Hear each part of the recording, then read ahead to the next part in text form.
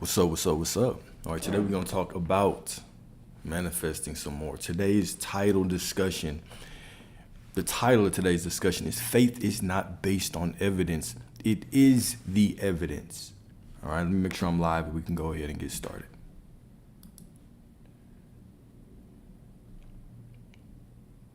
All right, so this conversation is really going to talk about faith because I think a lot of people have faith backwards. They believe because I have these expectations, I'm now going to look into the world. And if the world shows movement, that's evidence that I'm doing this thing right. I'm here to tell you that you're off. The external world can never validate you. You're never going to get enough clues. You're never going to get enough feedback from the external world to put you into a place where you say, okay, cool, now I can continue having faith. Your faith is the evidence. You are the one who has to trigger the world because you change, the world changes. If you are waiting on the world to change, the world cannot change. Okay, so this is what we're going to talk about today. We put so much emphasis on the external environment. Oh, I've been doing all this, but nothing's changed because you are constantly looking out there waiting for something to change. And if you're waiting for something to change, then reality has to mirror back to you that nothing's changed so you can keep waiting. It's just a reflection of you. It's just a reflection of you. All right, so hold the line. Okay, standing on the word when the world shakes. So, introduction, there will come a time in your journey where what you see will try to shake what you know, where your bank account mocks your abundance, where the silence of unanswered prayers tempts you to believe you've been forgotten. And it is in that moment, in that fiery furnace of contradiction, that you must hold the line. Because this is where most people quit. This is where damn near everybody quits. Oh, I've been affirming for a week. So, I've been visualizing for a week. So, and I look out in the world and nothing has changed. So, you are the change. You are the one who has to change. You have been going 20, 30, 40 years assuming bullshit, being reactive to everything. And now you just think, oh, let me just, for 3 days, try to be positive, walk as God, and then look around and see if things are changing. You've been waiting on things to change your whole life. You have to take the opposite approach. That approach hasn't worked. So now you have to be the evidence. Instead of being conscious of everything out there, you have to remember that everything out there is just a reflection of you. It's being projected from within you. You have to be conscious of yourself. Forget the external world. Forget it. You have that thing already. Focus on having that thing. Anytime that thought comes up, no, I already have it. If you already had it, you wouldn't be looking out in the world waiting for it all the time. If you were truly the person that you said you were, you would not be waiting for the external world to change because you would know that it must change. This is the difference, right? I'm telling you expecting, but how could you say, oh, I've been expecting things, but I don't see anything changing? That doesn't make sense. If you expect it, you know that it will change. So you hold on to who you are being until reality changes. This is not a game of you do something and bribe reality into changing. This is a game of you embody something and reality must change. Either you are going to walk through life and you are going to trigger the world to change, or you're going to walk through life and life is going to trigger you to change. Who is it going to be? Right? Reality's been whooping your ass for 20, 30 years. Surely you can last more than 2 or 3 days this time. Right? You have to have that spine, that spiritual backbone, that brass. You have to have the balls to confront yourself. Everything in front of you is just stuff you created. It's nothing outside of you. It's all within you. That bank account is you. That ex that won't stop cheating on you is you. It's all you, right? So you think that you just do a couple affirmations tonight and all of a sudden everything should be peaches and cream. No, you got beliefs for 20, 30 years. You don't think those beliefs want to stay in your life? You don't think this reality wants to stay around? You have to have the will, right? You have to have the strength to confront yourself. And you have to confront yourself. You have to confront yourself like your life depends on it. You have to hold on to who you are being like your life depends on it. When you're just doing it like, I'm going to see if this works, that's not enough. You have to change. This is the only way that situations would change, that your life would change, is if you change. Nothing changes if nothing changes. A lot of you believe that you can be the exact same person, and the only difference is that you can do affirmations. The only difference is you do a couple visualizations, but you go right back. Once you get out of meditation, once you are through affirming, you go back to being the same person and expecting the world to change. The world is responding to who you are being. Who are you being? If your life depended on this, if I told you everything that you desired was on the other side of you changing, would you say that who you have been has been enough? No, you wouldn't. You are still the person who is saying, oh, I hope that I'm doing this right. I've been visualizing, but nothing is changing out there. That's because you haven't changed. You haven't done it long enough. Keep going. How long do you have to do it? For the rest of your life. You have to embody this new person indefinitely. This has to, you might as well say, I'm going to do this until this becomes who I am. Because that is what it is. You either walk this new path or you turn around and you go back to the old path. And that old path is attached to what? Your old life. The same shit you had before. All those expectations that you've been holding on to, wondering why the world has been matching these expectations, you have to strip them away. One by one, moment by moment, you have to strip them away. All right? So let's get into it a little bit more. All right? So Ephesians 6:11, put on the whole armor of God, not the half-ass armor, but the whole armor of God, that ye may be able to stand against the wiles of the devil. What is the devil? What is the devil?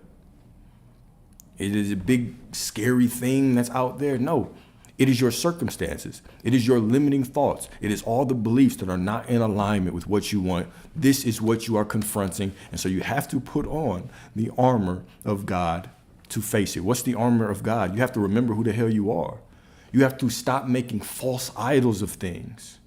You created it. That person could not hurt you if you did not create them, if you did not give them the script to live by. It's your expectation that creates that version of them. You have to put on the full armor of remembering who you are. You are the divine.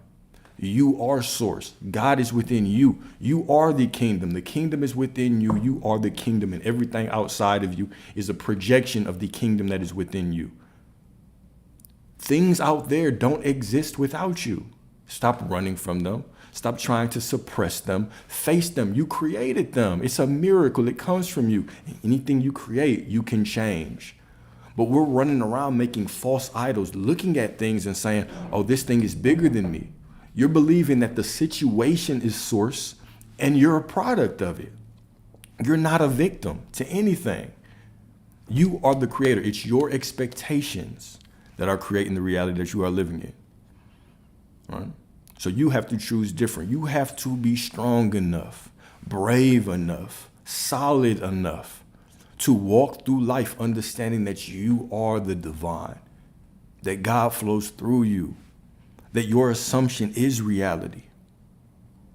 Reality can't exist without your assumption. Point blank, period. Why have things not changed? Because you haven't changed. You have not changed. And until you embody the new version of you, reality will continue to mirror the old version of you. This is law. It's not unfair. There's no test. It's not testing you. It's not trying to beat you down. It's not trying to hurt you. It's simply reflecting you in the most perfect divine way. Every single expectation painted outside of you in the canvas of your life. You cannot hide from who you are. You can't. You cannot hide from your beliefs. What are your beliefs about men? Well, all these men these days.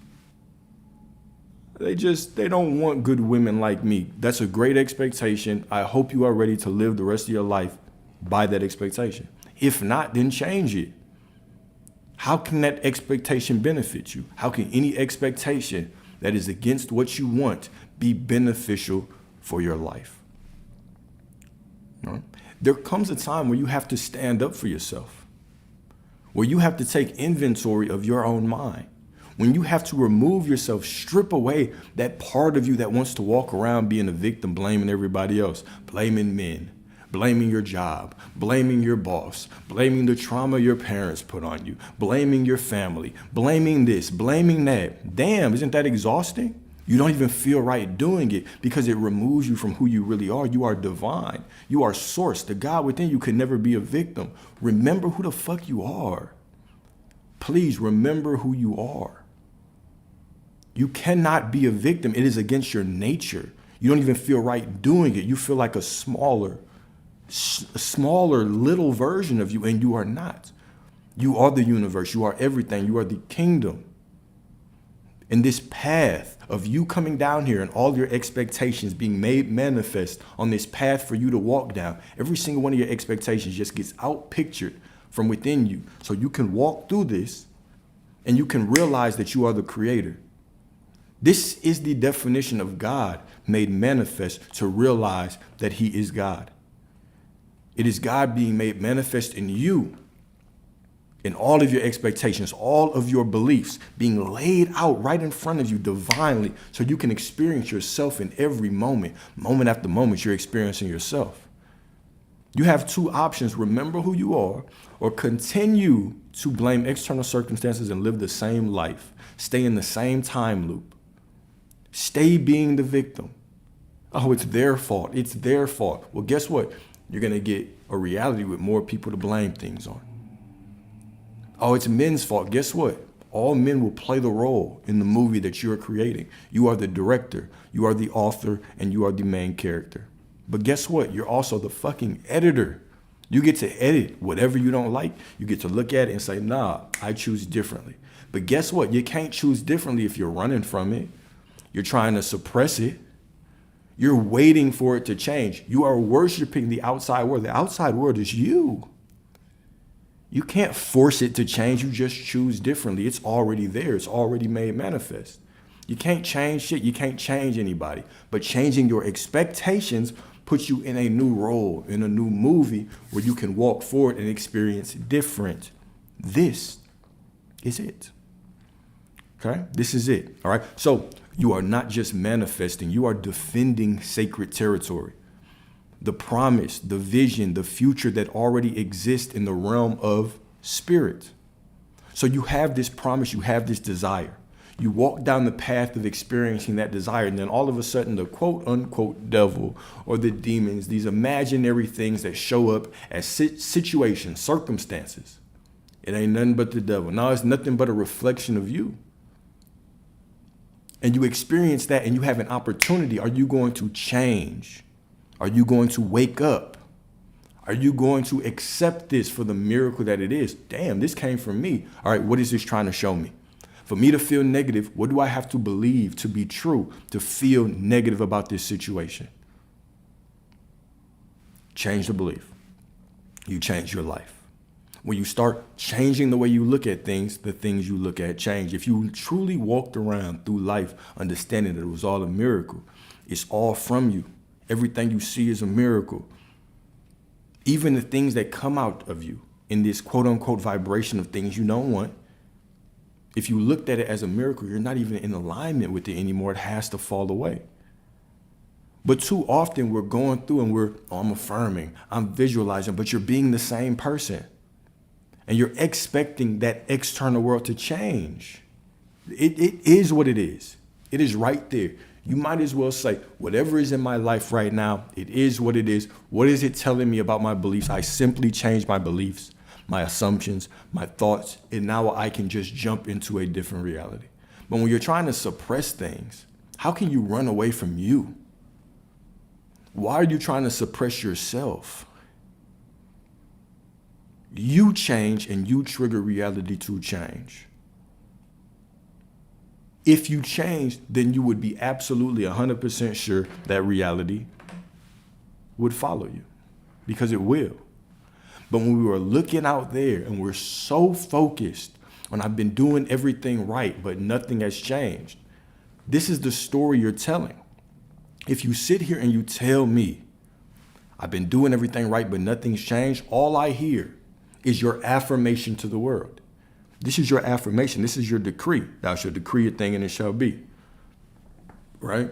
So if I say I've done everything right, which you may as well, you should be, right? If you believe you're doing everything right, you are. If you believe you're doing everything right, you are. Now, let's look at that last piece. But nothing has changed. You are declaring that. So what do you get reflected to you? A world that shows you it hasn't changed. All you have to do is change. Okay, I've been doing all this, and because I am this new person, reality must follow. Reality must bend. It's already done. I already have it. And then you walk through life as that, and now reality must change. It's always about the story. You have to be conscious of the story that you are telling.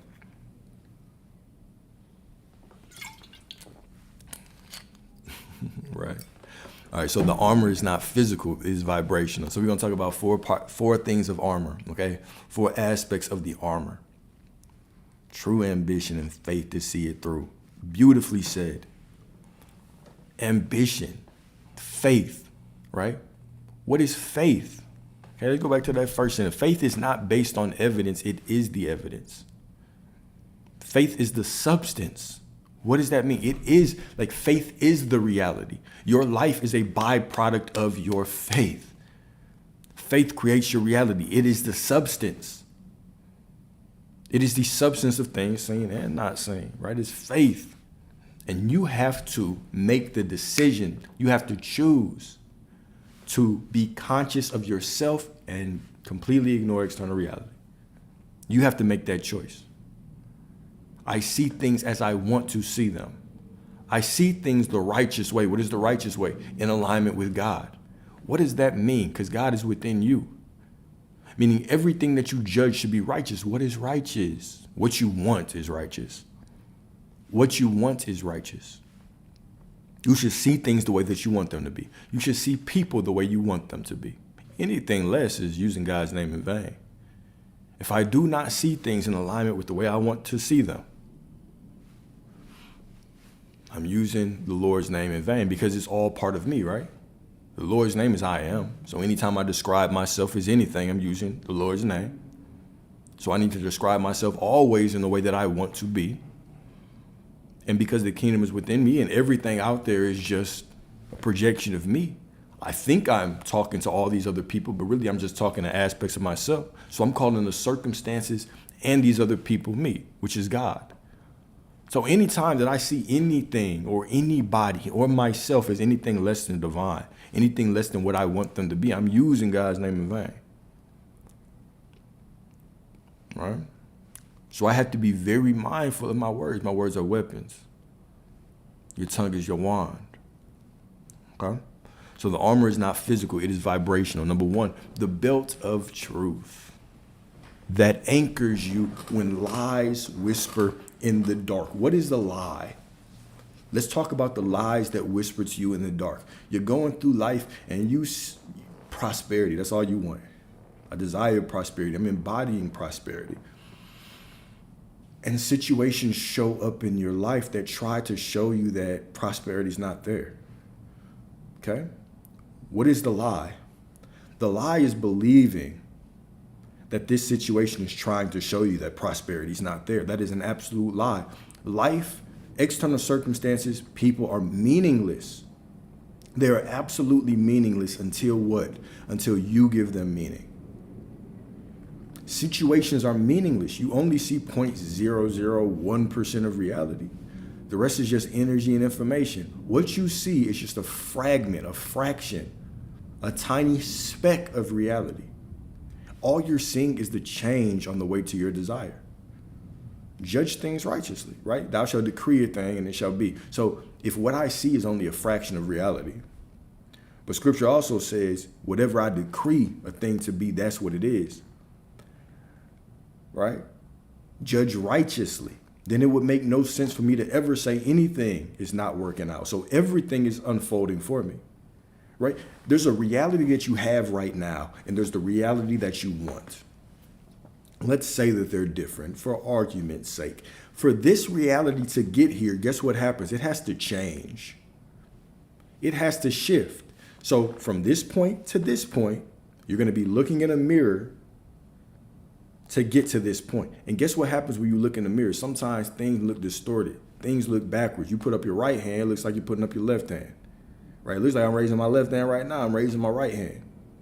Okay? Sometimes the mirror looks off. And with our human perception, when we lower our consciousness and we start walking around in the world as people of earth, right? This is what it means. When it says people in the earth, people of earth think like they're from the earth. People that are low of consciousness think like this. People that are in their lower 3 energy centers, they think like this. They think that they can judge things. They think that they can look out and say, oh, it's not working out. It has to change to get to what you want.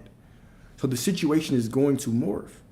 And you have the power to say, is it working out for you or not? You might as well judge it and say it always is. Because you say it always is, it must be. Because you say, even though I can't consciously see things changing, I know that things are changing. Right? There's a conversation I had with the brother the other day. Right? He's like, man, look, I don't know if this woman is noticing me. She is noticing you. You just have missed that she is noticing you. What is your story? Your story is declaring reality. And once he changed the story, what happens? All of a sudden, she comes up to him and I know we've been noticing each other, right? But the old story that you were telling, the old story sounded like she wasn't noticing you.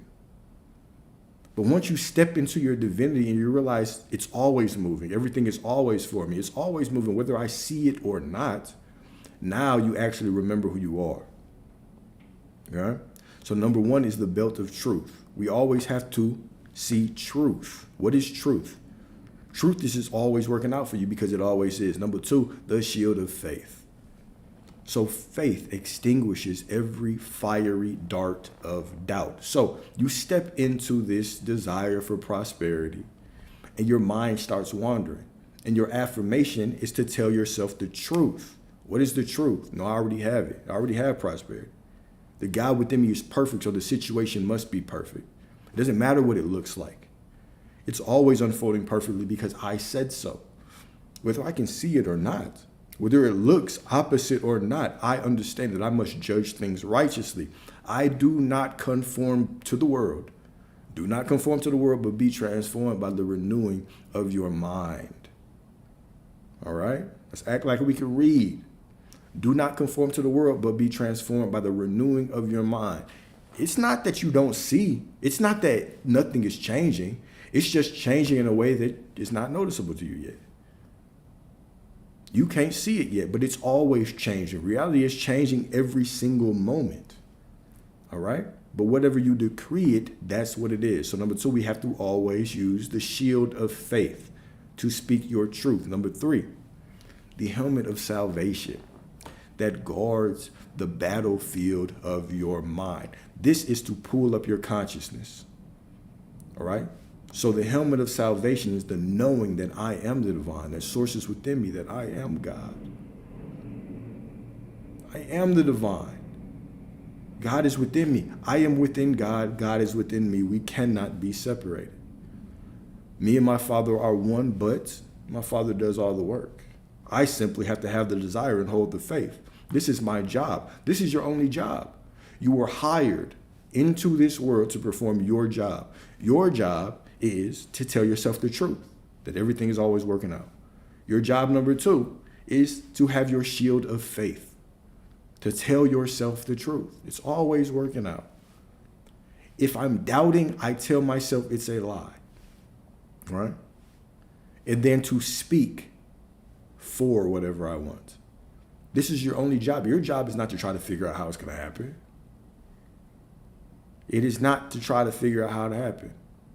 That is the Father's job. You stay in your lane. When you don't stay in your lane, you're going to get fired, man. Just do your job. We don't need overachievers. You walk with faith and not by sight. You understand that whatever you ask in the Father's name will be given to you. The Father's name being I am. So whatever you declare yourself to be will be given to you. If you believe you have the best of luck with women, perfect. If you believe you have the worst luck with men, guess what? Whatever you believe and speak will be. But also everything is just you pushed out. Everything is a reflection of you. So whatever you call any situation or any person, you're not talking to them. Since they are you, you're speaking about yourself. So everything is just I am. Everything is the name of God. So whatever you ask in the name of God, in the name of the Father, will be given to you, consciously and unconsciously. Not just when you fold your arms. Fold your hands. You know what I'm saying? And close your eyes and say, Heavenly Father, hear me. This is what I ask for. Everything that you declare yourself to be, consciously and unconsciously, everything that you say everyone else is, consciously and unconsciously, will be given to you. Not might, not sometimes, right?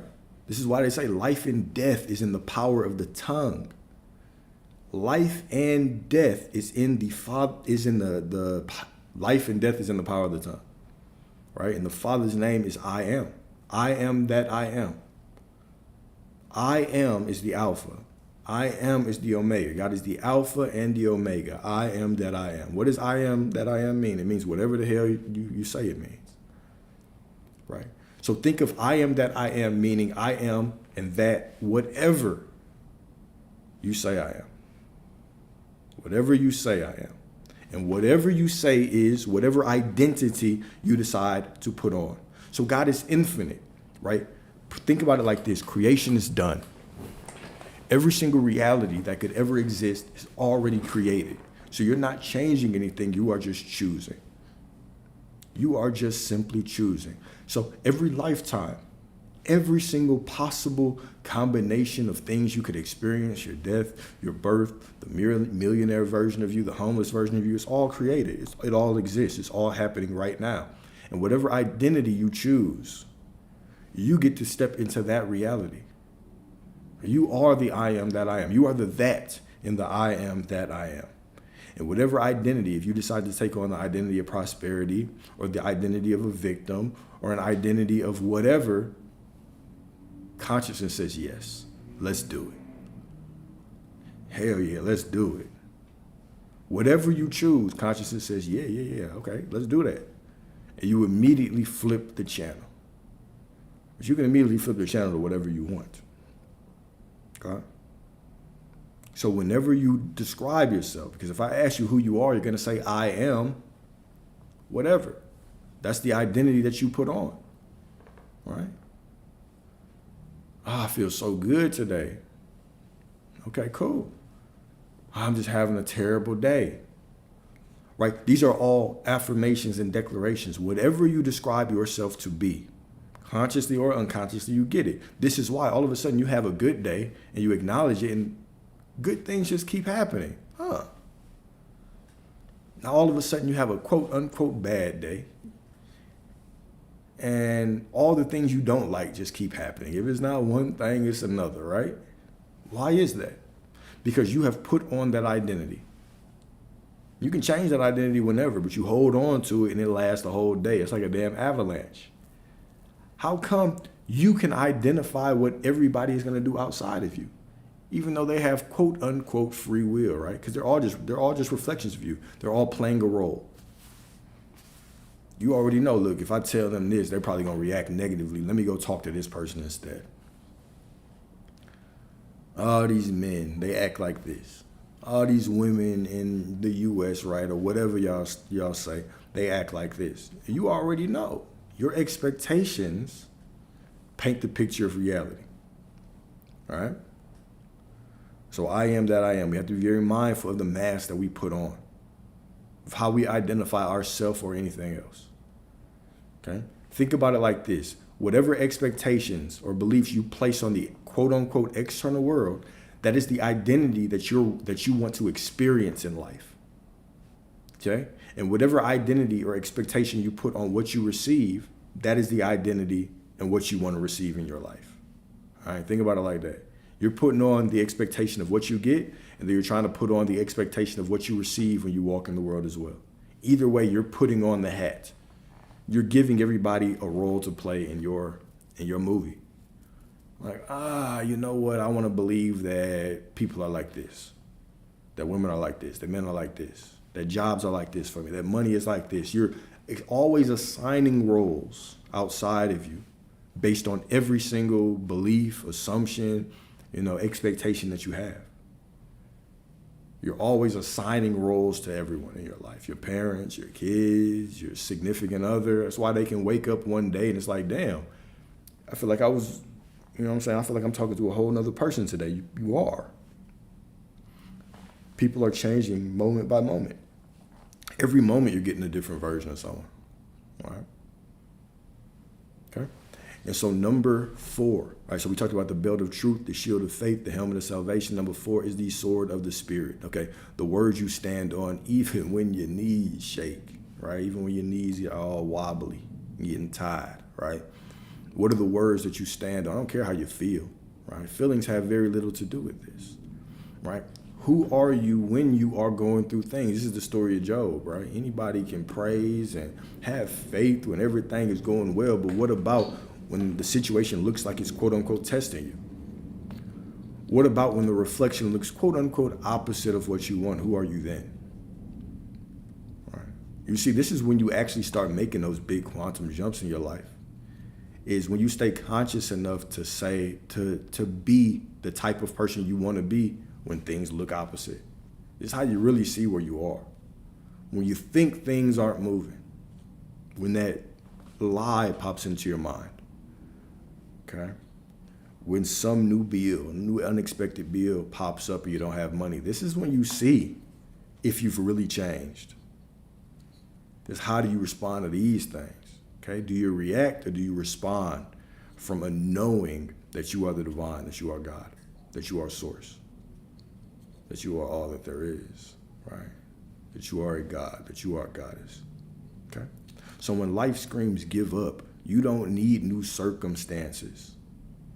You don't need things to be different. You just need new armor. Your faith is the evidence. If you make it through the difficult shit and you stay composed, don't care how fearful you are or how scared you are, but if you are composed enough to maintain that story through it, just know you're about to get everything that you want. This is the real test, right? It's not keeping the identity of who you want to be when everything is just peaches and cream and when you got your eyes closed and you're meditating, and then when you wake up and you drink your latte and life is smooth and traffic is fine. It's when the world confronts you. Those old assumptions confront you. Situations are lingering around because they want your energy. Who are you going to be then? Matter of fact, let's talk about that. I got a nice PowerPoint. Let's actually go over what happens when you are being quote unquote triggered by external circumstances. I got a good presentation on this. We gotta find it though. It's somewhere in this Canva.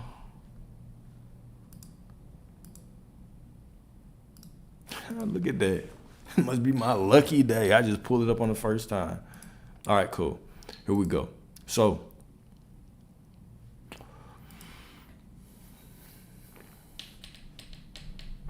and I have this up on YouTube and Instagram if y'all want to follow there.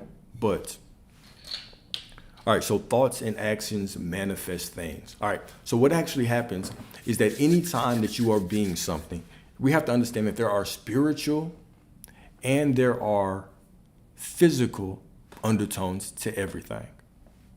All right? So, for instance, the first example that I use here is lust. I've talked about energetic tunnels that we create with people that we sleep with. But for this, we're going to talk about energetic tunnels that we create in the spiritual realm with whatever we do. Right? So let's say that you're addicted to the adult content, the explicit videos, right? What happens is every time you sit there, there's an energetic exchange. Okay? If you slept with a woman, there will be an energetic exchange. You are giving her energy. Okay? Now, if you are watching these sites, there's an energetic exchange. Your energy is going where? Okay. One of the places it's going is it goes into the spiritual world. So you can think of your energy as, well, the truth about energy is it can't be destroyed. It can only be transferred, transmuted, but it cannot be destroyed. All right. So your energy goes off, and there are quote unquote entities. We use the entities for this description just to make an illustration, but you can think of them as true entities. This is why you even get more urges, right? If you ever talk to somebody who's, hypersexual, they, aren't really in control of their lust, or if they're on the explicit sites, what you'll realize is they start developing quote unquote fetishes, right? The search history gets more and more specific. They like what they like.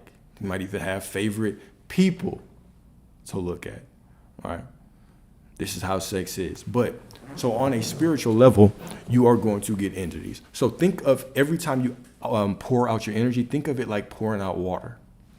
So let's say I watch the sites for a day or two. Okay, I might fill up a cup, a little cup. But if I watch it for months, for years, we beyond cups. We might be at a small pond, a river, a lake. So that energy is just building up over time. All right. And so as it's building up, you have entities that are feeding off of that energy. So we have to think of life multidimensionally. In the spiritual world, there are, let's not even say in the spiritual world, in other dimensions, just like here, there are people, there are things that feed off of your energy. Just like there are certain people that tend to thrive. We can think of athletes that thrive under pressure. We can think of certain people that love drama. They feed off of that energy. Some people who are addicted to information, gathering information, right? People, we have this addiction. We have a desire for certain energetic exchanges. On the spiritual world, there are also entities that feed off of energy. So you might have small entities when you first start, and after a while, there are larger entities attached to what you're doing. Right? Now, this isn't only for bad things, right? You can also have entities attached to your success, to love, etc. Okay? So think of just entities as something that makes it more difficult to, even if you can't conceptualize this, right? It might be a disturbing, thought. But even if you can't conceptualize this, think about it as this is what makes it difficult to stop. So you're going to pull away your energy at some point from these entities, right? You're going to say, I'm going to get off of the sites. I'm going to go clean now. I'm going to stop playing with myself. And then all of a sudden you'll have the quote unquote urge. The urge comes in and you're like, damn, bro, I thought it would be easy to stop, but it isn't. Why? Because there are these entities that have been feeding off of your energy. And so in order to get you back, hey, we need that energy. It's not necessarily for out of hatred or out of spite. It's just that if you've been feeding someone for so long, right, you understand that you need oxygen to survive.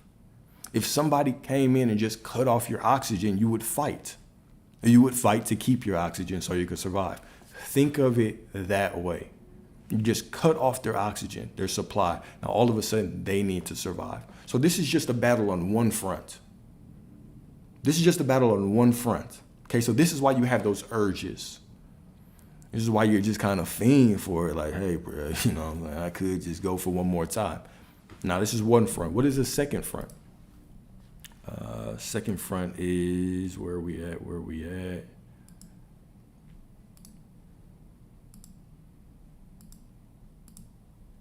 Dang, I thought I had it.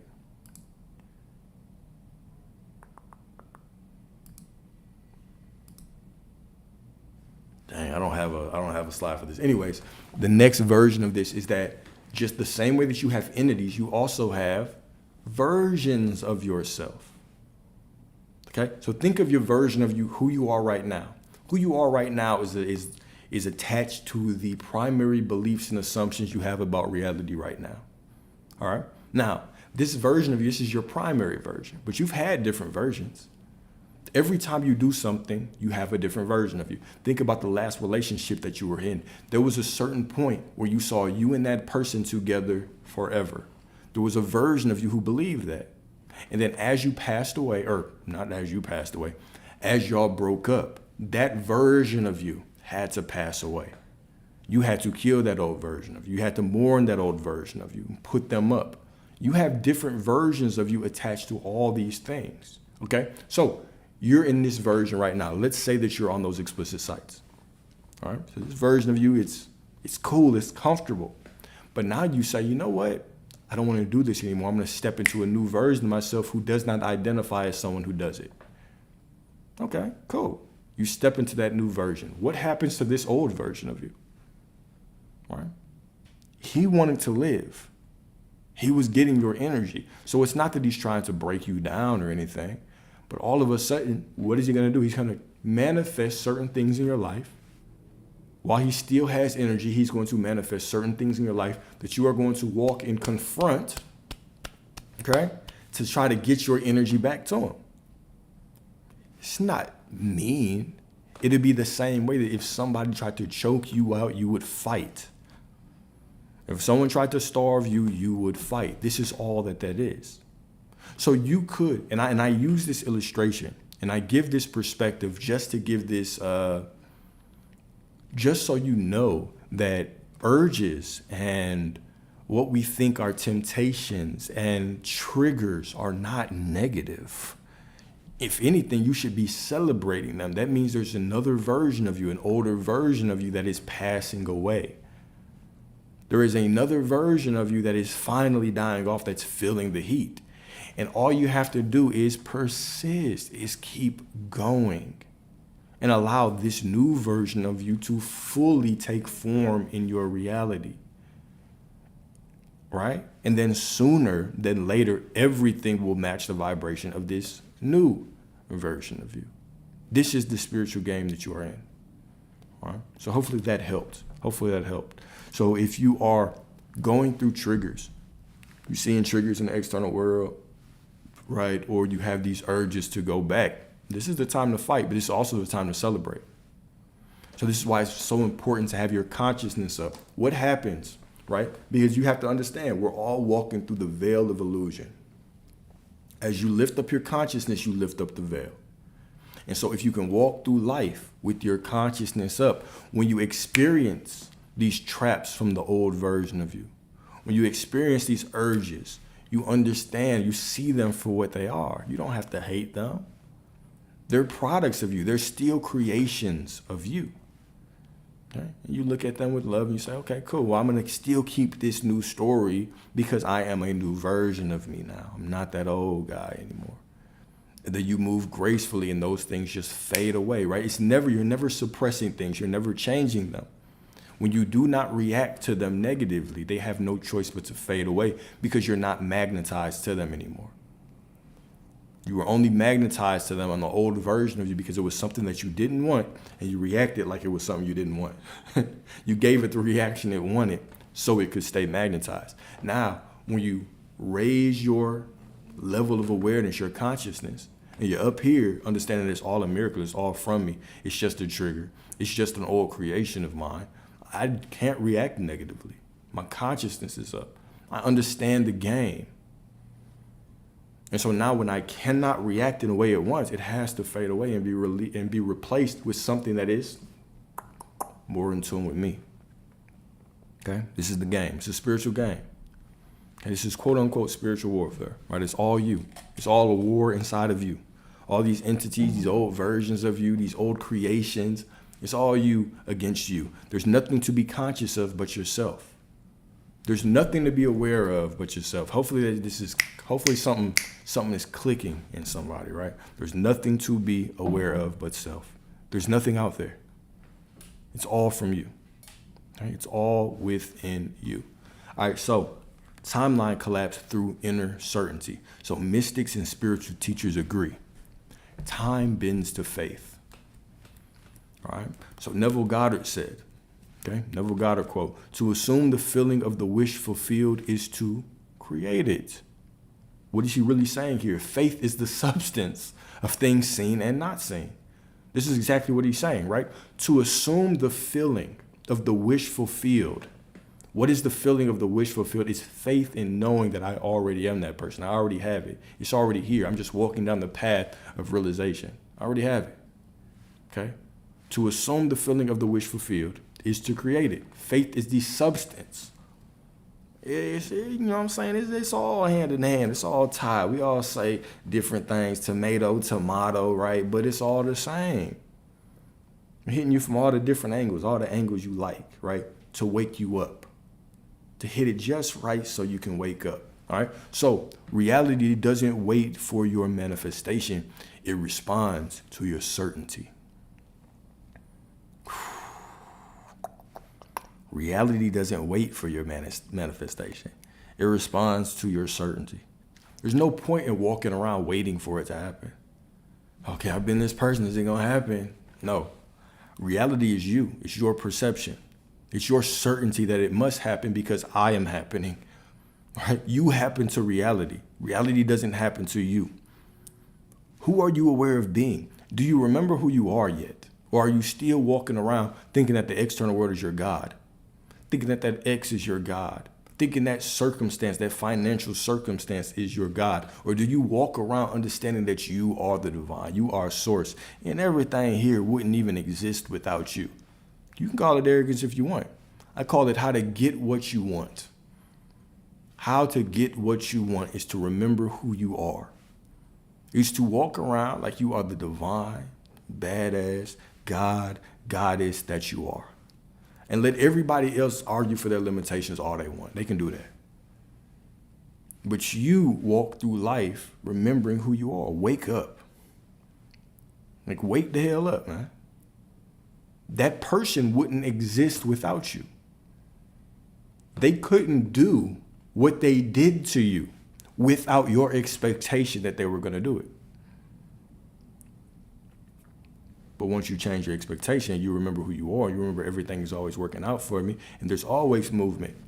Whether I see it or not, there's always movement. Now you get the shit that you actually deserve. You only deserve God tier things because you are God. Because you are God tier.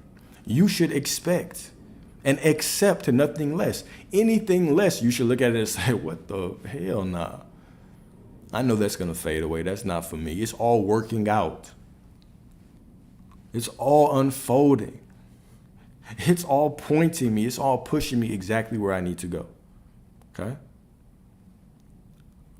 You should only accept God tier blessings because you are a God tier individual. Anything less it's just not unfolded yet. That's all. It is just not unfolded completely yet. All right, so when you hold the line, you collapse timelines. Like I said, man, it's not about who you are and when the positive things happen. We can all be faithful then. Nobody has problems staying conscious when everything looks good, right? But who are you when shit looks like it's going left, right? So when you hold the line, you collapse timelines. You no longer wait for the outcome. You become the outcome. Waiting for the outcome, that's the old way of creation. Waiting for things, that's the old way. You become the thing and everything must change to conform to you. Okay? Faith is not wishful thinking. It is inner knowing, carved into the soul so deeply that the outer world must obey it. What's the difference between believing and knowing? Hoping and believing. It's a choice. It's not a feeling, y'all. It's just a conviction. It is a conviction right here. It is conviction. That's all. It's just a flip of a switch. It's the difference between you were 26 yesterday and today you turned 27. It's not a feeling. You don't feel any different. You just know. It's simply a choice in your mind that I know is all working out for me. It's void of feeling. Doesn't matter how I feel. Doesn't matter what I see. Doesn't matter that my heart is beating. I still have a knowing that it's all working out. It's a choice. It is your choice. When we talk about the feeling of the wish fulfillment, we're talking about faith, when we're talking about the knowing, when we're talking about the belief, we're not talking about feelings. We're just simply talking about choices you make right up. Mental choices. It's no different than somebody asking you, how old are you? You don't have to feel a certain way to be your age. I'm 30. You don't have to bring up there's no feeling of 30. It's simply a number that you rattle and you just know that that's your age. I'm 30. You feel me? That's it. Point blank, period. Do not confuse a knowing with a feeling. You can make the choice right now on who you are, no matter how you feel. How you feel is just your ego taking what it sees and putting it through the filter of who you think you are. But you are the changeless consciousness behind that. Your feelings are an illusion anyway.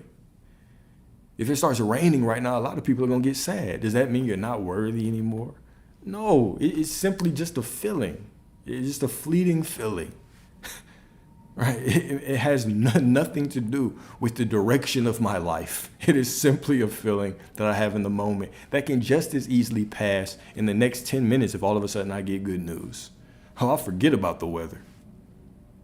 All of a sudden, the weather, I don't give a damn about that. All right? So do not confuse alignment with running around chasing vain happiness because you think feeling is alignment. It's just a knowing. Just a knowing. Okay? Just an absolute knowing. Well, I appreciate you. I appreciate you. Don't make me all warm and tingly inside, man. I appreciate that. Thank you. All right? So faith is not wishful thinking. Okay? It is knowing. Carved into the soul so deeply that the outer world must obey it. That's such a bar. Faith is not wishful thinking. It is inner knowing, carved into the soul so deeply that the outer world must obey it. Don't care what I see. Don't care what I feel. When you know, you just know. If you know, you know. If you know, you know. Right? This is how you should embrace your desires. You know what I'm saying? If you know, you know. I know. And if you knew what I knew, you would be cool too. All right. So when the world shakes, there will be storms. There will be droughts. There will be moments where God seems, keyword seems, silent.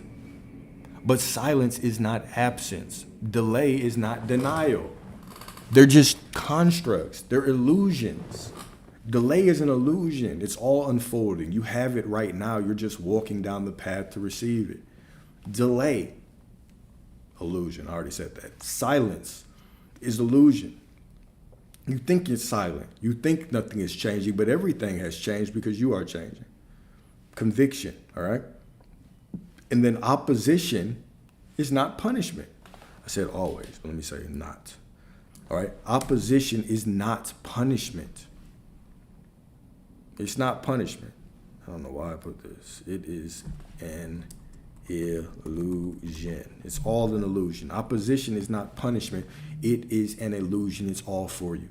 It has no choice but to be for you because it is from you and you have changed.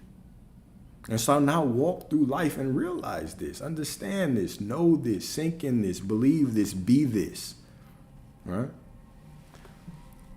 So the very storm that comes to shake you is the wind that the Most High uses to actually lift you. The very storm that comes to shake you is the wind God uses to lift you. All right, so 1 Peter 5-10 is a very, very interesting verse. After you have suffered a while, he will establish, strengthen, and settle you. After you have suffered a while. What is suffering? Suffering is an illusion as well. What is suffering? Suffering is clinging. You know what the Buddhists say? Suffering is clinging. Attachment is suffering. Right. Let's put this in the context of manifestation. You are in this reality right now. Okay? And whatever is around you is what's around you. Let's say that there's something you don't like. What would clinging to it be like? Clinging to it would be replaying it over and over in your mind, stressing about it. Right? Believing that you're trying to vision something differently and manifest something differently, but your mind just keeps getting pulled to it. You can't relax into the faith and the knowing of who you are. Shit, this is suffering. It's just clinging. It's an illusion. It's our attachment to how we don't want things to be is a suffering. It's the story we make in our mind that says, oh, it's not working out. It can't be working out if I see this. When the truth is, it's always working out. The fact that you're seeing this means it's changing to work out for you. Thou shalt decree a thing and it should be. What story are you telling about everything in your life? Where are you creating unneeded suffering based on the story that you're telling? Right? We can all find areas in our life where we do this, whether it's around relationships, money, your children, your parents, right? The job you have, the type of work you're getting, right? It's not seeing your job even for the blessing that it is. When so many people are out here begging for jobs, fiending for jobs, all right? That in itself is a form of suffering. You're causing yourself to suffer. Okay? So where in our life are we creating suffering? Right, so reflection questions. Number one, what vision has God placed in you that you've allowed the world to shake? Are there things that you want, that you desire? Maybe it's money, but you have these illusions, these illusory thoughts that are saying, other people don't have money, why should I have it? It's an illusion. You know what I'm saying? Unless you think you can help them by y'all being broke together. If we're both broke together, that'll be better for them. You can't even help them if you don't have prosperity. So how could your prosperity not be beneficial? Just the thought, just the knowing, the fact that you even think about other people in this way shows that you deserve the money so you can help other people. Huh? So what visions has God placed in you that you've allowed the world to shake? Maybe it's, I want to do this, but I don't know if people will support me. Right? Maybe it's a fear of rejection from people, from friends. You think that, how come my friends don't support me? You call them monitoring eyes, when really it's just you confronting yourself. It's your belief that people are not going to confront you. It's your fear that people are not going to confront you, allowing you to face yourself on the process of getting better. Right? What is it? Like, what vision has the Most High placed in you that you've allowed the world to shake? All right. Number two, are you wearing the armor of the divine or the armor of fear? What is your God? Who is your God, right? Faith or fear? Who are you serving? You can't have two masters. I am God and there is no other. You can't have no false idols, right? So are you serving the illusion of the world? Right? Have you turned your own projection into a God? Or are you following the God within you? The one God, right? The one, unity, infinite consciousness. Who are you following, right? Perfect love cast out fear. Perfect love is a divine. The God within you is perfect love. And when you lean on that perfect love fully, it'll cast out the fear within you. All right. And number three, are you waiting on the promise or are you becoming it? Are you waiting on the world to change or have you become the change? You can only be one. It's only one. Are you waiting on the world to confirm, to validate you? You need validation. This is how we've been trained. You had to get validation from your parents. You had to get validation from the school.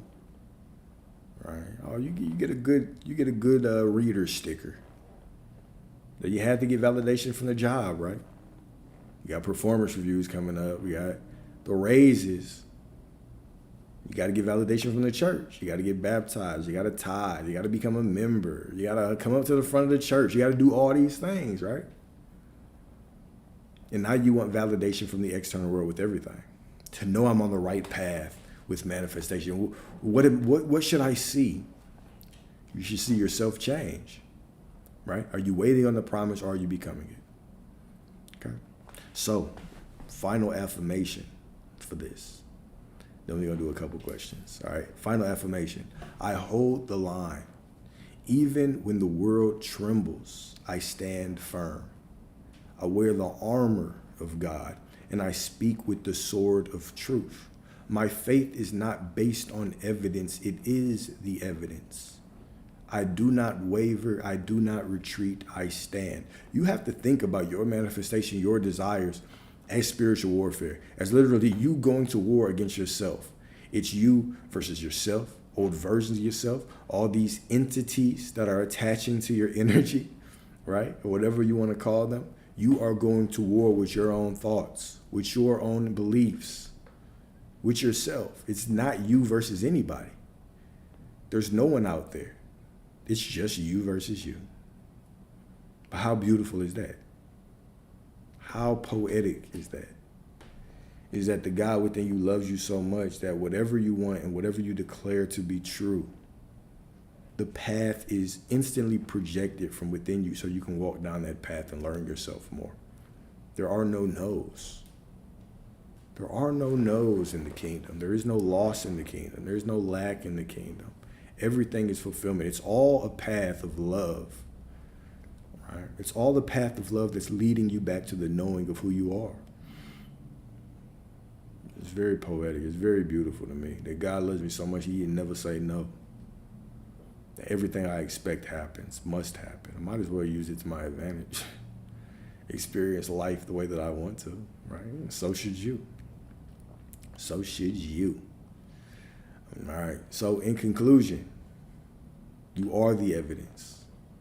You are the proof. Everything has to change because you changed. All right. Stop looking out there for validation because it can't give you any. And start to validate yourself. The only thing you need to be conscious of is yourself. And because you are conscious of yourself and everything is within you, the kingdom is within you, now everything must follow you. Right?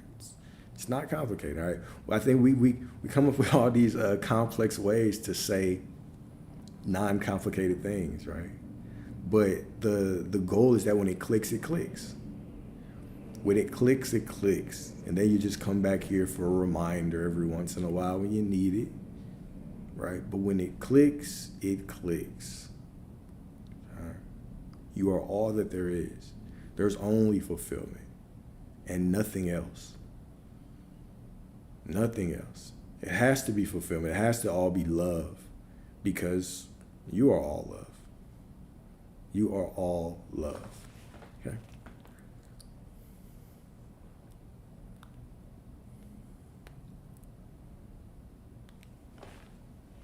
What are my...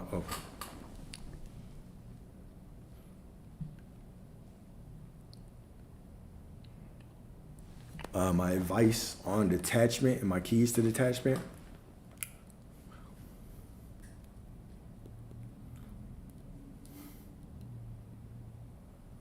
Let me talk about detachment in two ways. Number one, I'm going to talk about it in a personal way, and then I'm going to talk about it in a different way. Actually, I'm just going to make this one long story. So when I think of detachment, I think of it like this. You're going to have your desires. You have the things that you want. And there is a misconception that, detachment is letting go of the thing that you want. But I don't. How are you going to do that? Like, I know exactly how you feel about the shit that you want. We know exactly how we all feel about the things that we want. We want them. We want them yesterday, okay? Where detachment comes into play is understanding, are you more attached to getting the thing or are you more attached to exactly how you get it, right? As humans, we're terrible micromanagers, right? That's why nobody likes a micromanager in the first place, but we're very bad at making plans with our conscious mind because we can only see a portion of reality and we can only see what we know right now. And reality is always changing. So there's always unseen information that's there. We don't know the intentions of people. We don't know the people that we have to help along the journey. We don't know the people that have to help us along the journey. We don't know the times that something's going to hit us, and the universe, source is going to have to give us time to actually integrate that lesson. Right? So we tend to think that we know.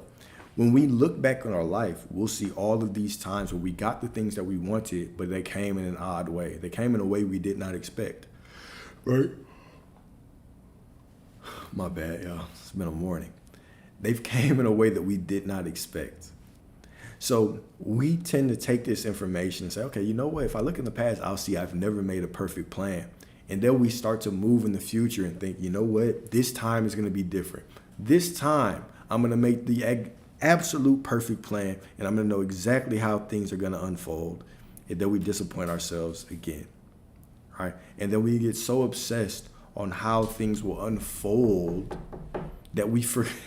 I'm going to tell us, I'm about to actually give a great example of this. We get so attached to how things unfold that we don't realize that there are infinite ways to get us to our desires. And it's just our ego trying to cling to the illusion of control that is making us feel negative and feel fearful and start to doubt along the process. In our mind, we can only conceive that the prosperity has to come this way. But we never know. You don't know what people you're going to meet tomorrow. You don't know what events you're going to have. Right? So I'll give two examples. One of the examples is one of my long-term clients. She's an artist. She wanted to come to the States. Okay? And in the process of getting her here, we talked about it and we were trying to manifest her. She was manifesting it. And at one point she was in a competition. And the competition would have given her the money to get here. And I was like, okay, are you more attached to winning that or getting here? But it's all part of the lesson, right? She was like, oh no, getting here, but this will give me everything I need. Now, of course, when we think like that, what we do is we start limiting possibilities in our mind. We don't truly limit possibilities, but we limit them in our mind. What actually happened was she didn't win the competition. But through that competition, she met someone who helped her and got her the funding she needed to get here. And so she ended up getting here. And also what it did was it allowed her more time at home to spend more time with her family because she was actually working on the bond that she had with them. So everything actually worked out much better than she could have expected, right? But when we get so attached to the steps along the process, we get to the end and then we look back like, oh, I'm glad it all happened, but we deny ourselves the opportunity to fully enjoy the entire unfolding. We deny ourselves the opportunity to really to really allow things to unfold as they should. All right. And then the second example is something that I probably wouldn't have shared like a couple of years ago, but I'm gonna share this. So I was in a store the other day, right? And if you have judging ears, don't listen to this. Just come back in about a minute. All right. So I'm in the store and I have my card on me and I have some cash. All right, I have $30 cash, but in my mind I said I'm only spending $20. I made the decree when I walk in. I said I'm only gonna spend $20. All right, so I go in, I get my stuff. In my mind, I calculated it, and it was less than 20. I go to the self-checkout, right? I feel like I'm about to get judged for this, but it's cool. I go to the self-checkout, and I ring up my stuff, and it's like $24. I was like, damn, okay, I'm gonna have to spend 30. But I wasn't really attached to 20. I said the decree. By this time, I wasn't thinking about it. So I go in to find where I can put the cash in. There's nowhere to put it in. It's like, okay, damn. So I see a sign and it says no cash, only card. Fuck, all right. Well, I had to take everything out of my cart to take it back to the register. All right. So I take off one of the items. And when I take off that item, it says help is coming. So you have to get the other person to come help you. So this lady comes up and I'm talking to her. Like, yeah, my bad. I should have read, but I didn't. I'm just in a rush. But at least I got to meet you now. You got a couple of LOLs, a couple of LMAOs, right? The way I like to do it. So she's putting in all the information on here and she prints out this receipt and she gives me the receipt. She said, you know what, just take your bag, because I already had everything bagged. She was like, take it to the normal line, they'll scan it and you can pay there. All right, bet. So I get my stuff and I walk up and one of the lines is completely empty because I never have to wait in line when I'm in stores. It's one of my affirmations, so it always happens. So for some reason, the line next to me had like 3 people in it and they were just waiting. And then there was another dude and he's just looking at me. And I'm walking up, I'm looking at him. We made eye contact. We had a moment. So I just walked into the line. So he takes the receipt and I explained to him what happened. Yeah, I went over there to play, but nothing happened. So he tells me my total and I'm not thinking about it. He says $16. So I gave him the 20 and we're just talking, right? And Shit, y'all are gonna judge me, but I don't give a damn. Okay, yeah, I don't give a damn. All right, so I gave him the 20. He gave me my change, and I walked out. It hit me as soon as I walked out. I said, "Damn!" When I was trying to when I was trying to take an item off, she must have came and just completely cleared that item, right? If you want to judge it that way, you can say that she cleared the item and I should have paid something. But in my mind, how I accept this to be is that the price changed and I can only pay $20 because that was my decree. But anyways, point of the story is that when you are just making decrees and you're just going through life and allowing things to just flow and push you to where you need to go, things tend to happen in alignment with what you want. I could have gave a whole bunch of examples, but I just felt like giving that one because that was something that was funny when I was walking out. I was like, you know what? 2 years ago, I would have felt wrong. Like, damn, was I stealing? Like, but in the point that I'm at right now, I'm like, man, fuck this. I shouldn't even be paying for food anyway. I should not be fucking paying for food anyway. The fruits grow on trees. Why am I paying for it? Right? And you know what I'm saying? The Most High always protects you, boy, because I'm the favorite son. The same way that you should be feeling like you are the favorite son. You are the favorite daughter of the Most High. And whatever you decree is a promise. Okay? So it's about decreeing, and then I don't hold on to the decree. I know it's going to happen, and then I just kind of float through life. So if I had just been thinking about 2020 the whole way, who knows? Would it have unfolded the same way?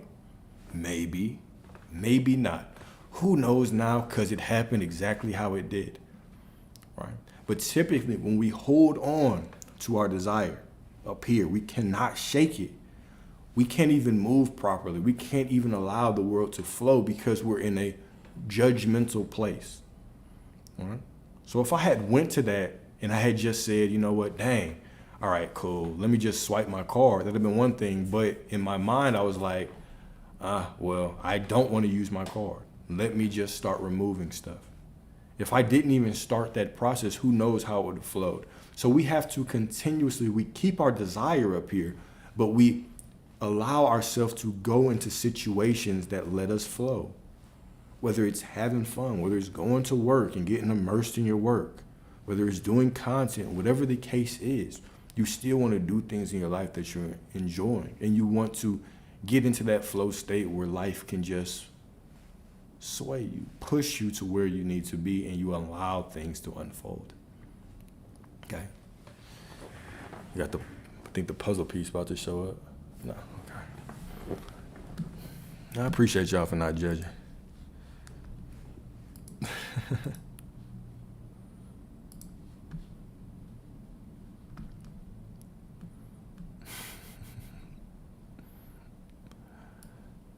Yeah.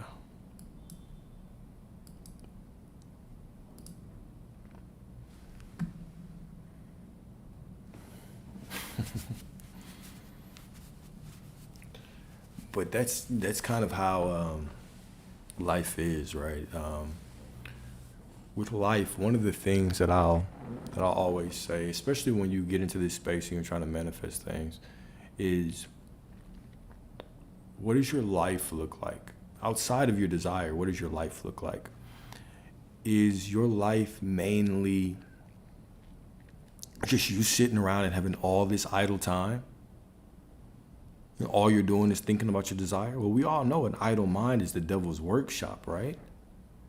Do we understand why that is?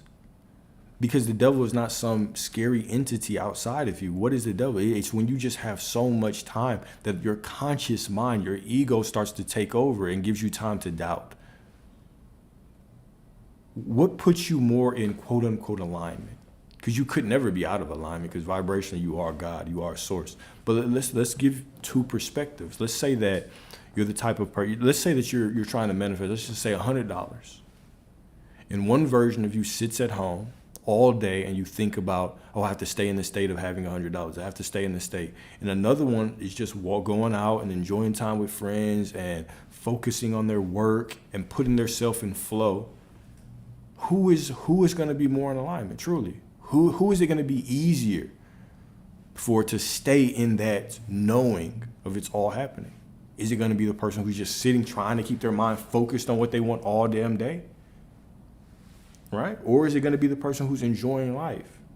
Who you wake up, you put yourself in the knowing, I have it, and then you go about your business. And anytime during the day that those things come up, now you already have it. Right? So it's also about doing the wise things. You know that your mind wanders. Why do we call people overthinkers? Because they spend a lot of time alone. The key aspect, if you're an overthinker, more than likely it's because you spend a lot of time by yourself. This is natural. There's no such thing as overthinking.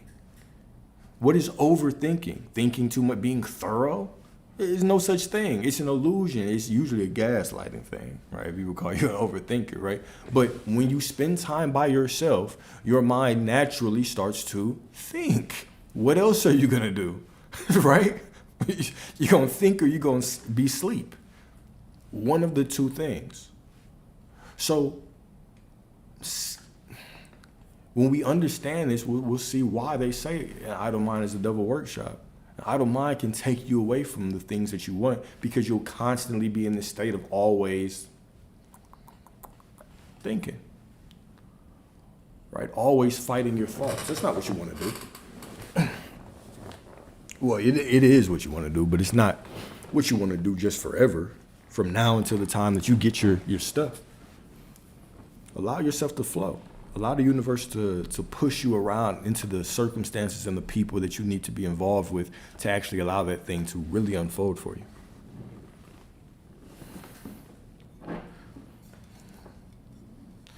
Your Father always answers facts. Right? Your Father will always answer your prayers. That is your divine sugar daddy. That is your divine Father. The Father, he always says yes and expects no sugar. You don't even have to give God love or gratitude, because God is infinite love and infinite gratitude. So why would infinite love need your love? This is the true definition of unconditional love, right? Give you everything that you want. Love is for you. Gratitude is for you. This is just your natural frequency. It makes you feel good. That's all. But you don't necessarily have to have gratitude to get anything. That's just who you are. Anything outside of gratitude is not you expressing your true divinity. Anything outside of being love is just not you expressing yourself. This is how your body feels love, feels infinite love. Is the closest thing that you have to it is gratitude. Because when you express gratitude, you actually feel close to source. And this is what your soul longs for. Because before you came into this incarnation, you were one. You were unified with God. Right? And then you descended into flesh, into bones, into the illusion of lack. Right? Before this, there was no time. Everything unfolds together as one. The moment you die, the moment you are born, the moment you're born, the moment you pass away, every single possibility happens at the same time. Right? There is no lack. There is no loss. There is no linear timeline that makes you experience longing. Whatever you want, it's instant. It's there. It's you right now. And so you come down into this illusion, all right? And this is what you long for, to feel like you're close to source. This is why you want to manifest. Because you want, at the core of you seeking anything, right? Seeking any kind of spiritual awakening, seeking God in any religion, any capacity, right? Why do people go and try to study things and get, everything is the study of God, whether it's physics, how God operates, whether it's, religion, whether it's biology, how the body, it's all God. So we're all searching, for this unity, for God in everything that we do.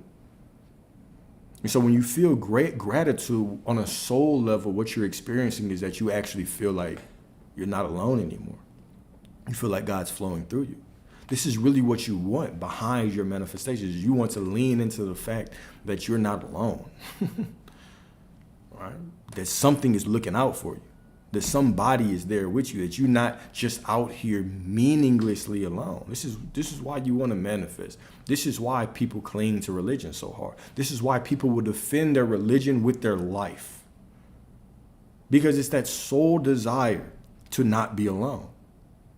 Think about it. When people are truly radical with their religion, what are they saying to you? Look, if this truth is not true, if what I believe is not true, I'm willing to kill you for it because this would make my life irrelevant. If I cannot, you know what I'm saying? If I cannot believe in this anymore, and I've based my life on this, what my parents believe, it's what I believe, it's what my wife believes, it's what my kids believe, and you're gonna tell me it's false? No. Okay, we all have this desire, this hunger that's deeper than we can truly express to know that we're not alone here. Even atheists try to explain shit. We all try to explain stuff. What does the artist do? The artist allows God to flow through them. The scientists, they try to explain God. It's all the same though. We're all trying to figure it out, man. But this is what we want. We don't want to feel alone. We want purpose. We want to feel on a soul level alone. And that's why it's very difficult for a lot of people to fall into faith when they're manifesting, because they haven't experienced faith. They haven't experienced the ability to have faith with anything in their life. Couldn't have faith with your parents to come through. Couldn't have faith with any women or any men to ever come through for you. Can't have faith in the politicians. Can't have faith in your favorite celebrities. Can't have faith with anybody. Right? And now you want to trust this invisible force. It's difficult to fall into faith. But on a soul level, if you could prove this work, you could prove that you're not alone, you would feel worthy. Now I want you to think about that. This is why the world programs you to be like this. Because even if you come into this space thinking, if I can prove that this works, I can be worthy, I'll know that I'm worthy. Now you're in a place where unconsciously you're saying that you're not worthy. If you have to work for worthiness, but God is within you, so you could never be anything less than worthy, then who you're being is a complete contradiction if you're trying to work for worthiness. Worthiness is a knowing. It's just like your age. It's not a feeling. How old are you? I'm 21. I'm 30. I'm whatever. It's no feeling. You don't have to feel a certain way to be an age. You just say it because it is what you are. The same with being worthy. But when we go through this world of illusion and we experience all this programming out here, boom, we start getting knocked down. We get knocked out of our divinity. I'm telling you to pick that shit back up. Pick back that inner knowing that you are worthy. Right? You got this healing journey is more about forgetting that it is working to remember anything. If anything, you working to forget shit. Forget that you have to work for anything. You don't have to work, you just have to know. That's really where I see most people's pain point is the boundary, is the line between knowing and believing and hoping and faith. Knowing is here and everything else is over here.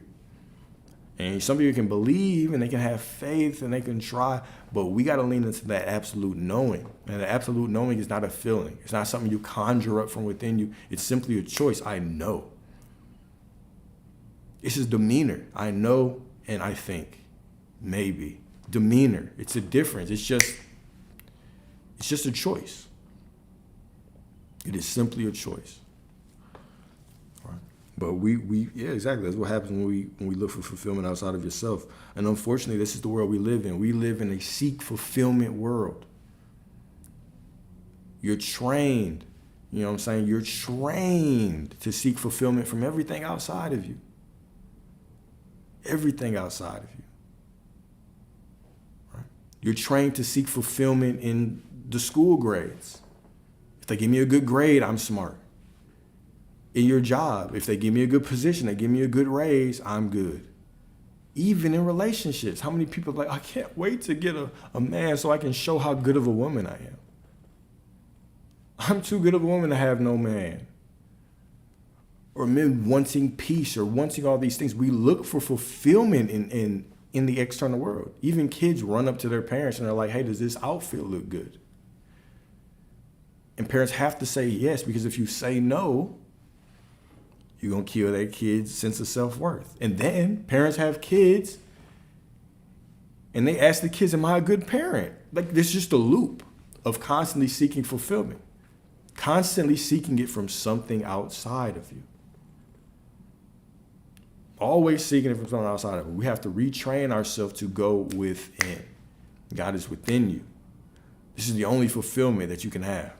It's the fulfillment of knowing who you are. This is on a soul level. This is what you really long for.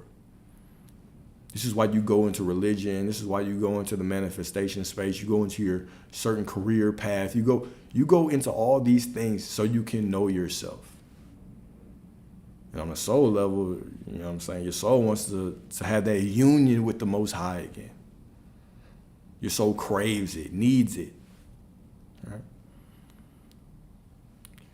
And we can make false idols out of a lot of things. Right? So I can talk about false idols from a manifestation perspective, but also like false idols from a relationship perspective.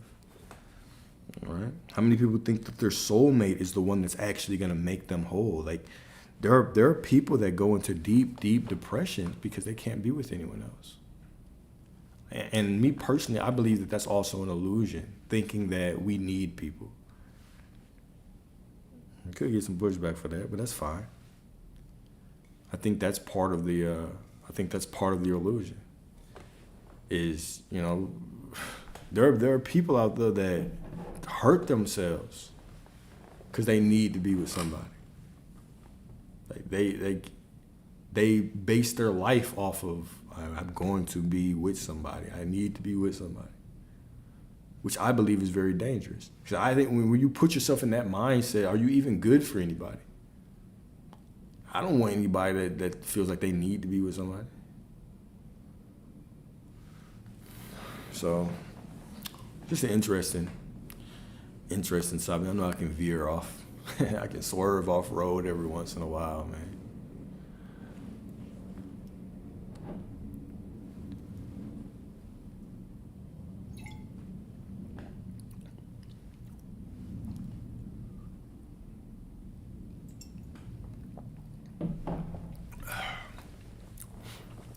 Yeah, we're all worthy. But being worthy and being good for somebody, two completely different things. You're worthy for everything that you want. All right? You're worthy for everything that you desire. You can pull the version of whatever you are right now into your life and be worthy for that. Right? But if I am dealing with somebody and they need to be with somebody, then no. I don't believe that they're good for me. We can call that judgment if you want. I just prefer to call it preference.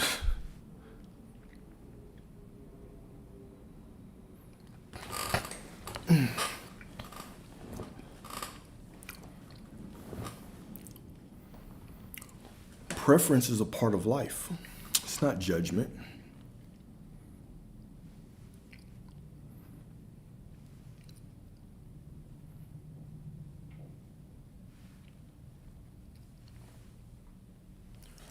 Every desire that you have is going to be based on what you prefer.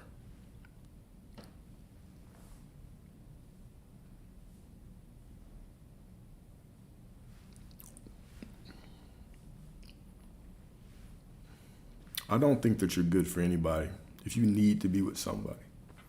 It's the same way. So I don't think that you're understanding what I'm saying. Let's talk about this from a spiritual perspective. From the perspective of polarity, from the perspective of attraction. I've constantly said that you cannot get anything that you are desperate for. Right? When you need something, what are you spiritually saying? Anytime you put yourself in a position where you say you need something, you're being a troll.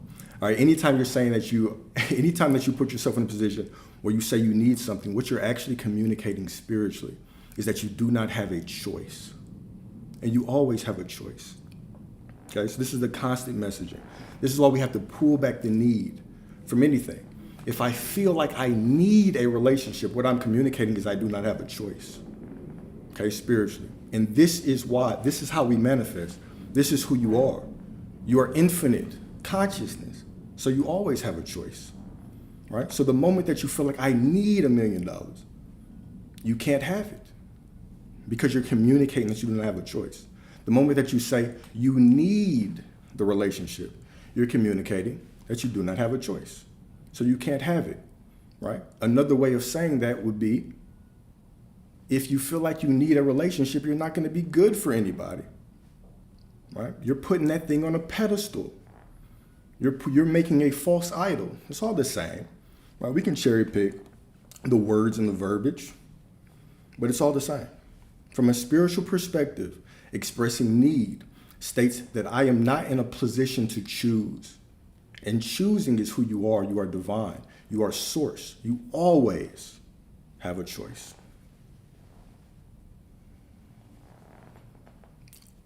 You always have a choice. Right? Any other questions?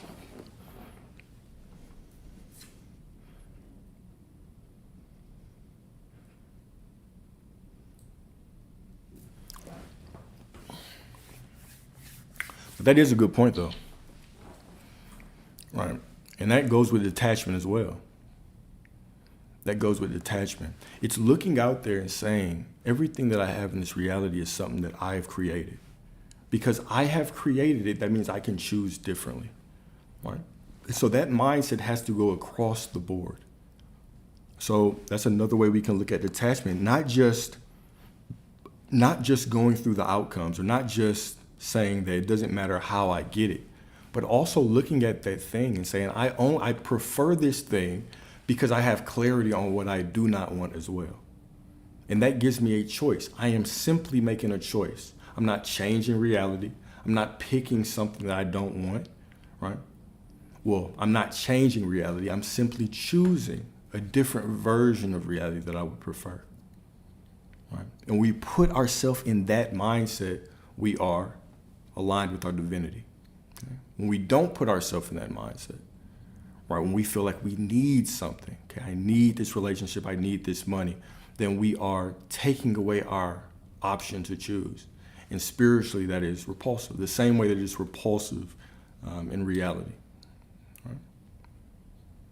So remember that you are God. This all comes back to the remembrance, that inner knowing of who you are.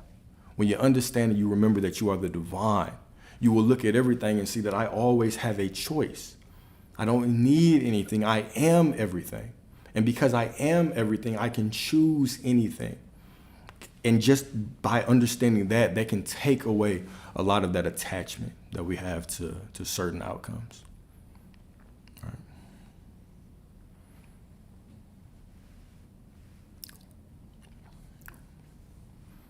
No, we're not wrapping up yet. Soon, though.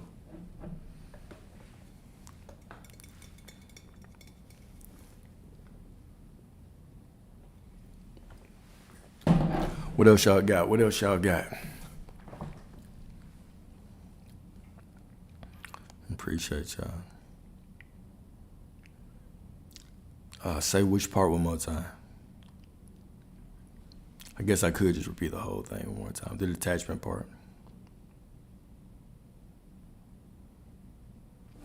So it stemmed off the comment that, what was the comment?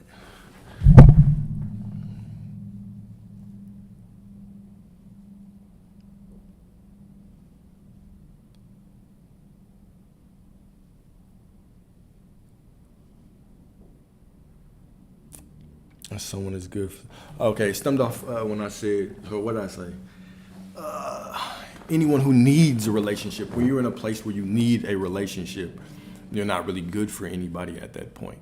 And it also stemmed off me talking about how there are a lot of people who are so attached and desire relationships so badly that they can spiral into extreme depressions, right? They can be depressed, they can get down on themselves, all of that. And so we started talking about how desperation in any sense is taking you away from your godhood. It's basically putting you into a place where you're saying that you do not have a choice. You cannot choose. And you always have a choice because you are the divine, right? So anytime that I'm expressing that I need something, right, I'm attached to something, right, then I'm taking away my godhood. What did you say?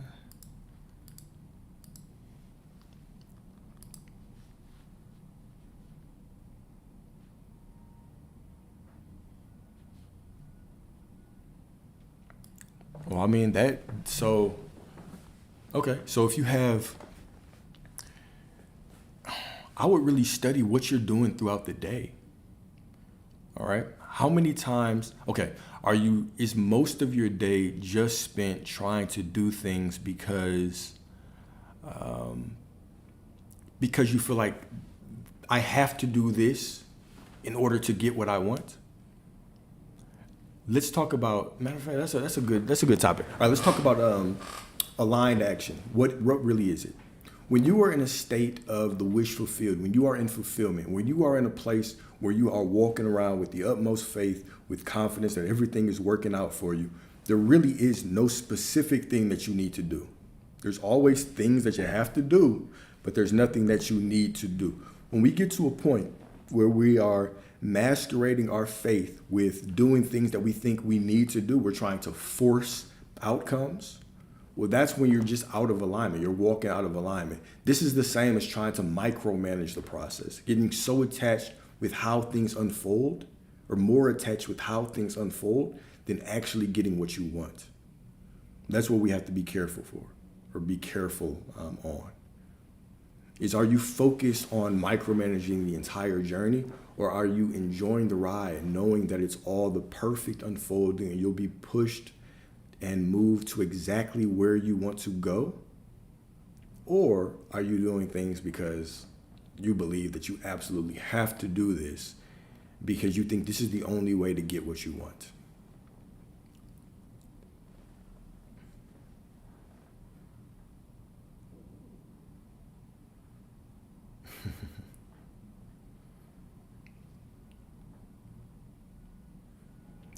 I mean, nothing is bigger or smaller to the divine. Or it's our ego. So we look at life and we put things through this filter of an ego, and we judge things as big and small, right? We might say $100 is small, $1,000,000 is large, but people win the lottery all the time. Or whether you believe that's for real or not, right? People can win the lottery, fortunes can change instantly. So it's all just a matter of perspective. When we are thinking of certain things as larger than others, we're the ones who actually create resistance, because it's our assumption that it's creating reality. It's creating the rules that we live by. Right? So if I believe that this is going to take more time, it will. But if I believe that I have this right now and it can show up in the next minute, it can do that as well. Your story, you're the author, right? That's kind of the main point, is that you're going to, every moment, you're going to have new desires. And with that new desires, you're going to bring your ego into it. And this is why it says, be like children and enter the kingdom of heaven. Because you're going to have to analyze your desires and say, all right, I have this desire. Now, am I bringing the expectations of my ego, or am I stripping away those expectations? Okay? Because if a kid is playing, you give a kid a train set to play with. Right? They don't give a damn if it's real or not. Matter of fact, if you tell them it's fake, they're gonna look at you crazy. Right? If you tell them, if they put on a Batman costume, you can't tell them that they're not Batman. You cannot. They're gonna look at you like you are on medication. Like somebody come lock this man up. Like you can't see. I have on the suit. What do you mean I'm not Batman? I have on the suit. You're tripping. Right? So we're the ones who, when we have these desires, we bring our ego into it. We bring in the illusion of time. We say, oh, it's time. It's going to take X amount of time. Or this is a big thing, and maybe I should want something smaller. That is all ego. Be like children to enter the kingdom. Entering the kingdom is anytime you go in your imagination, anytime you look out at anything. What is the kingdom? The kingdom is everything. So every time you do everything, it should be an ego check. When you're giving yourself a desire, because everything out there started from within you. When you are trying to give yourself something, when you are trying to talk to that God within you, you have to check your ego at the door. Leave it at the door. Am I putting stipulations or assumptions around this desire based on my ego, or am I truly being like a child to enter the kingdom of heaven? Right? It's a constant task. You're going to have to do that every day, the rest of your life, every moment. All right. This is the beauty of life, is that it's a game of you. Right? So I don't think that maybe I'm not saying the point clear enough, right? That's a point that I really try to drive home, is that it's you. It's always you. It's you versus you. There's nothing to be aware of or conscious of but you. As you walk through your life, every moment you're experiencing you. When you talk to a person, every moment you're talking to you, right? When you are reading a comment, when you are reading a book, you're just reading you. You're looking at you over and over and over and over again, okay? It's all you.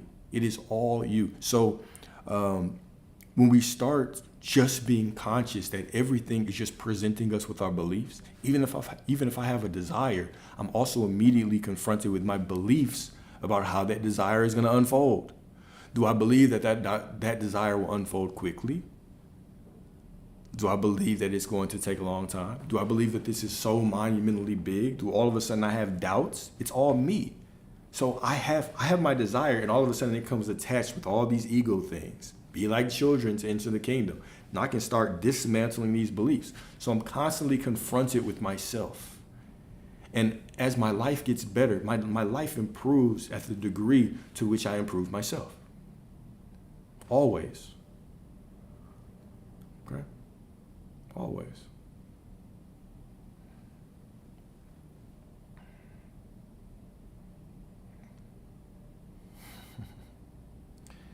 Right. That's fair. There's beauty in difficulty, though. There's always beauty in difficulty. Let me see this.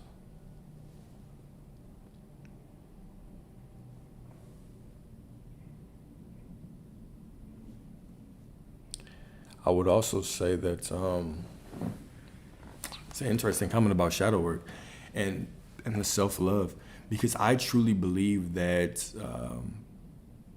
instead of just focusing on manifesting the thing, most of us would get a lot further, a lot quicker by just working on ourselves. Because when you just work on yourself, you automatically manifest better things. Like, the things are a byproduct of you. The things are just reflecting you. So as you change your self-concept as a whole and who you are as a whole, everything automatically is added to you, right? Seek ye first the kingdom of God and everything will be added to you, right? Seek first yourself because you are the kingdom. Find that God within you. Build up yourself, okay? It's one thing. That's why, what was I talking about the other day when we talked about trying to change a small desire on top of a larger expectation.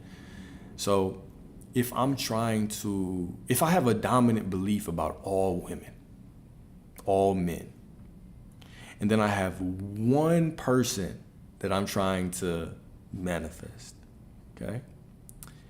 It would do me better to change my concept of women as a whole, or men as a whole, depending on what you're trying to get, right? Because if I have this larger expectation that women are like this, but I'm trying to change my perspective on this one woman, that might pose some issues mentally. It could be challenging. And then let's say that I slip up. All of a sudden, that just adds more fuel to the fire of my underlying expectation. So I always have this larger assumption ruling my life, and I'm just trying to change this assumption of one person. Now, this is the way I think about it. You could completely separate that person from everybody else and believe that they are the different. Sure, cool. But it would be a more fulfilling life, in my opinion, to focus on the whole. Right? To focus on the whole instead of the one.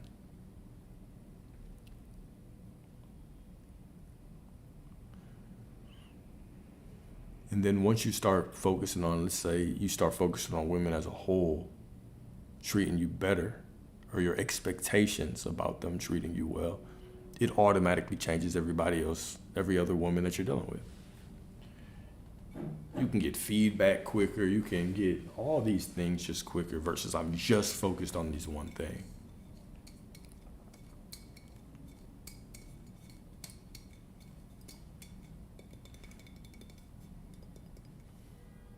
But self-concept, I believe, is the way.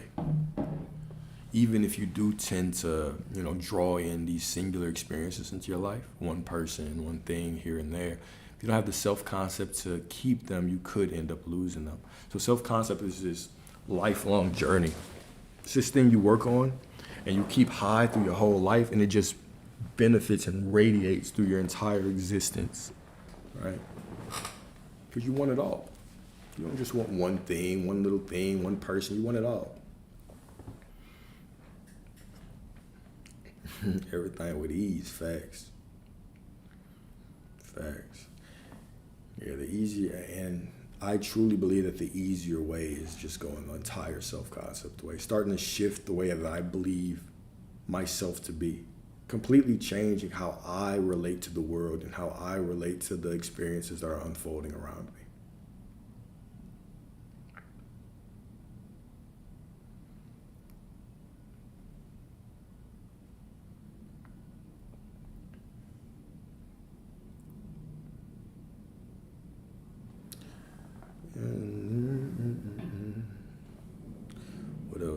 What else?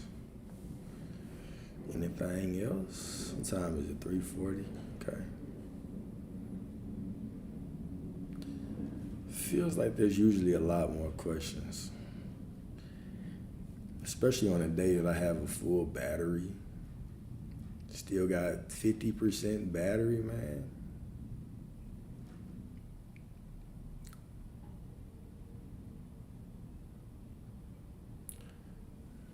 50% battery and no questions is crazy.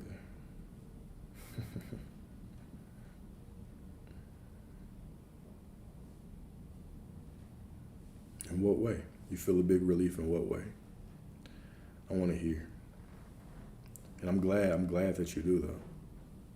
I'm glad that you do.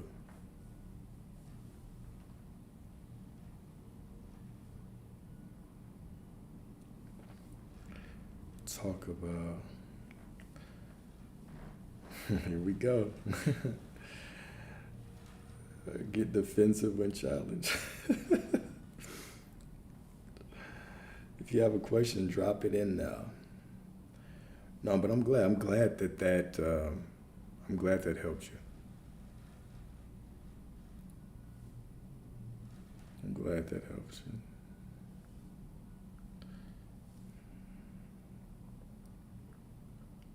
Okay. Yeah, let's talk about other people. All right. So it's difficult for you to believe that you've created some of these experiences. All right. Let's talk about this from two different angles. All right. So no. So number one, the first angle is you actually receive programming.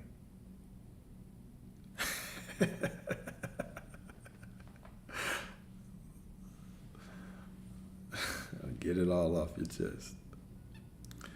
I'm very open to other perspectives and discussions. I was just clarifying my position, which you would do as well if you felt you were being misinterpreted. All right, so no, it does mean free will.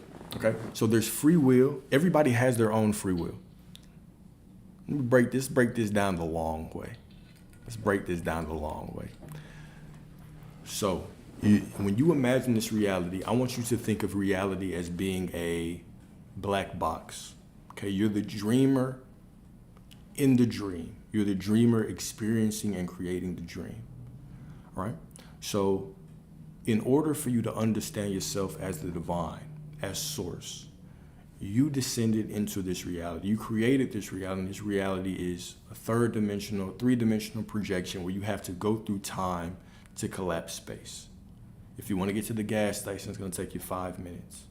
If you want to get to your mom's house, it's going to take you X amount of time. So you built this so you could go through space and experience this quote unquote time. Now, why?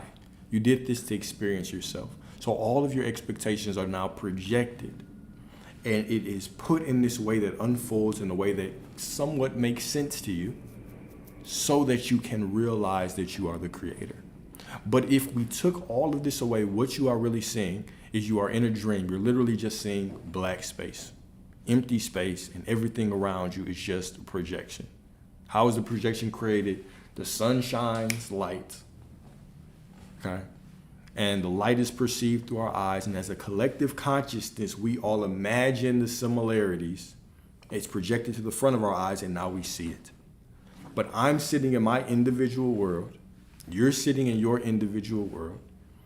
Somebody else is sitting in their individual world. All right? All right, so I'm a single point of consciousness. So in my single point of consciousness, all of these people around me, they are the all-seeing eye. They're simply reflecting my beliefs back at me, right? So right now, I'm bringing in a different version of all of you, okay? I'm bringing in a different version of my mother, of my sister, of all of these people. All of these different versions of me are pulled into my reality. Now, is that their primary point of consciousness? Maybe, maybe not.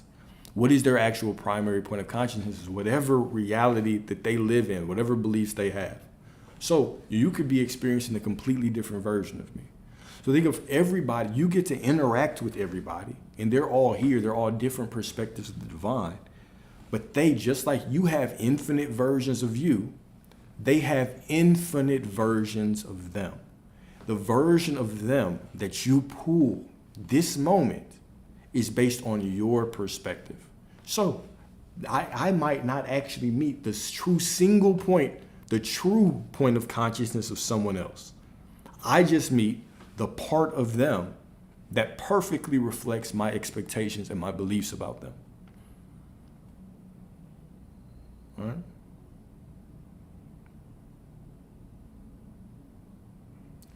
You did create that version of them. I'm just saying that it's probably not the single point of consciousness. So I have infinite versions of me. You have infinite versions of you. And when I'm talking about infinite, I'm talking about infinite. Your mom, infinite versions. All the men that you've been with, infinite versions of them. So your body count might be way higher than you think it is. Okay? All your side men, infinite versions of them. So you're walking through life, and the version of them that you pull is based on what you need to experience. It's based on your beliefs. Okay? And so the single point of consciousness starts with whoever you were when you were born. So let's get into that. Okay? So there is a single point of consciousness that you are when you are attached to source.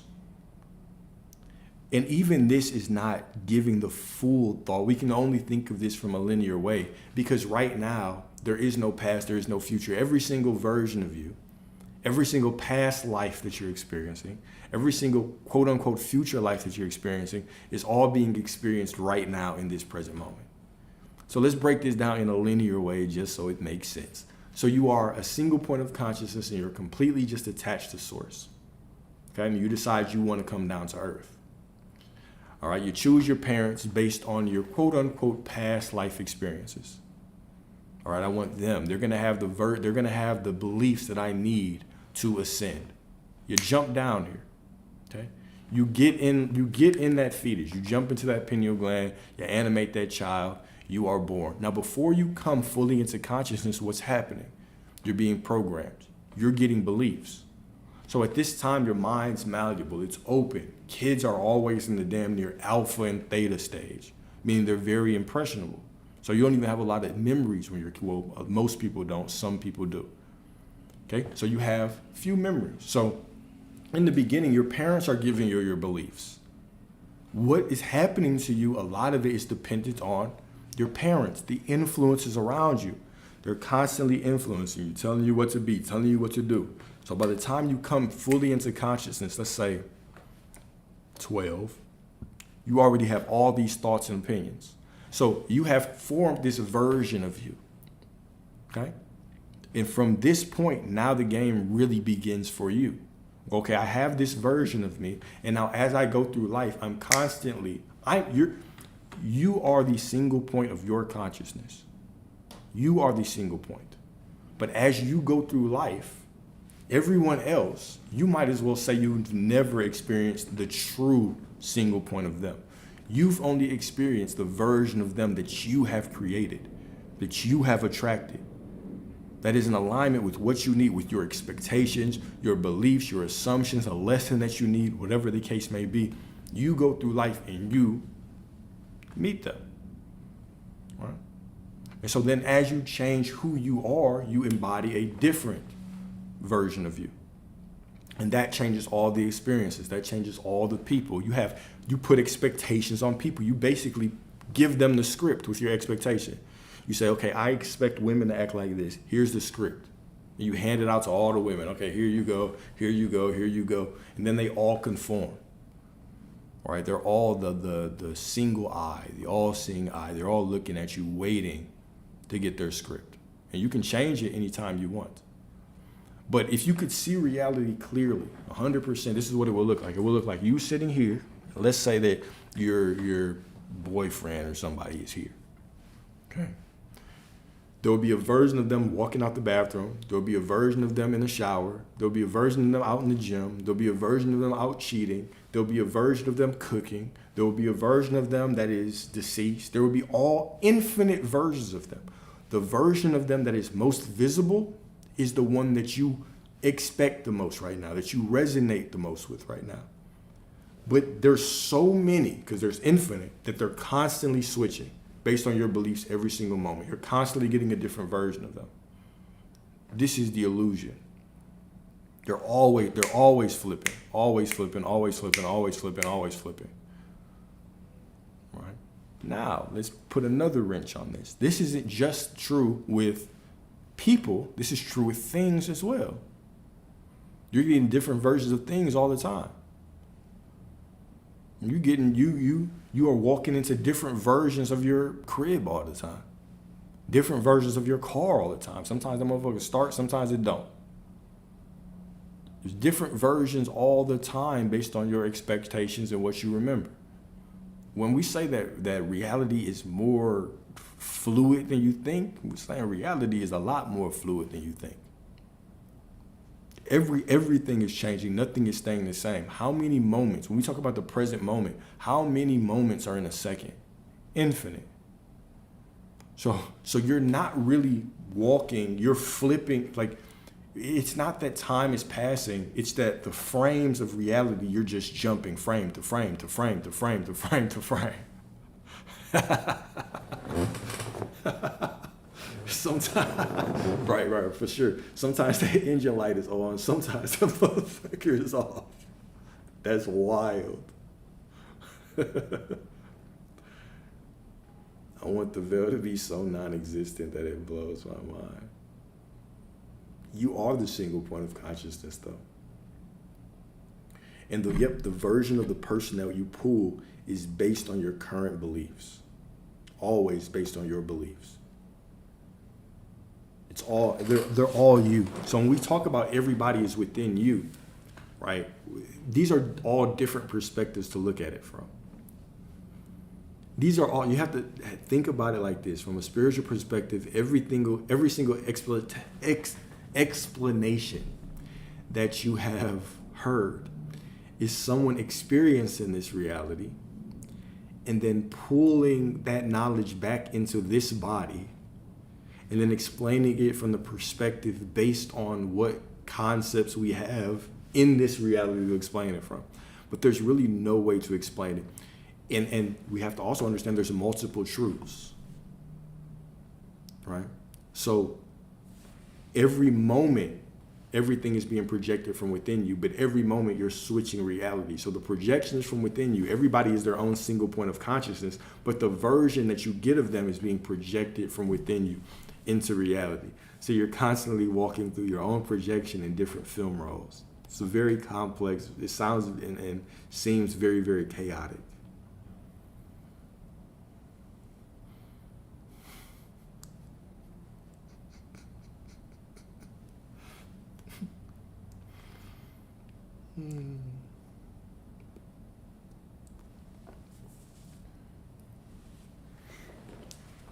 Okay. You feel like you almost get close. Almost. The, I mean, even that is an assumption, though, y'all. That is an assumption. That is a belief. That you almost or come close to your dream. Feeling that, you know what I'm saying, the universe is playing a joke on you, that in itself is a belief. That's an expectation. How do you truly feel when it gets close? What changes within you?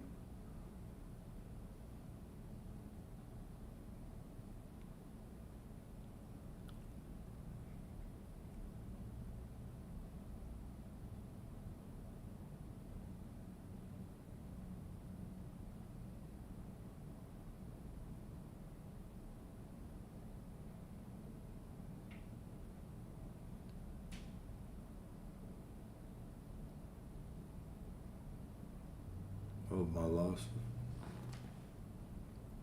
Hmm.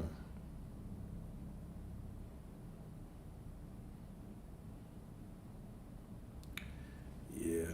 I mean, the journey is all about knowing yourself, right? Every moment of life is a meditation, and to meditate means to know yourself. So I'd be very curious on what changes within you as you feel that things get quote unquote close. Because even close is an illusion, you always have it. What you explain as close is just you're getting to a point where you believe that the unfolding of your desire is all is it's damn near done.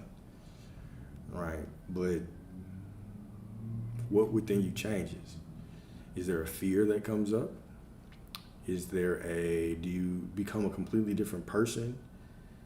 Is there an expectation even from the beginning that, oh, it's going to get close and then it's not going to come? What is it?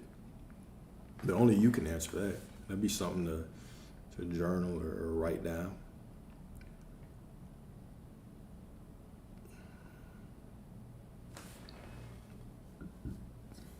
Right? Because fear is repulsive, right? Right. Yeah, because close, in a sense, right? Close is, every time it gets close, it's gone.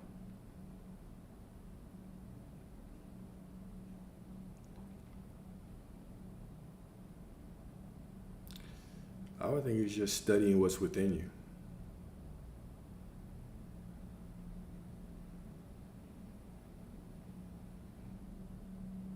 It's a very, but that's very interesting though. Because whenever I hear, oh, it's getting close, it's the same as, me looking outside and needing the external circumstances to change to all of a sudden validate that I'm doing this right. Like when, the unfolding is just it's just a piece of the unfolding. Like I would I would challenge you. Do you get to a point where you've accepted that your desire is yours so much that it would feel natural when it came in? You might smile and be like, hell yeah, I got it, but it would seem natural. Or is it still on this pedestal to where it gets close and all of a sudden there is this almost unworthiness that is being manifested in other emotions, right? We can call it fear or excitement or whatever, but there's almost this sense of, I don't know if I really deserve this or any of that is going on. Because if you're being the person who has it, right, close shouldn't matter. Like close doesn't matter, right? You have it. Close is no different than, what I'm saying? You have it already. Close is just, it's a concession. It's basically a limiting belief.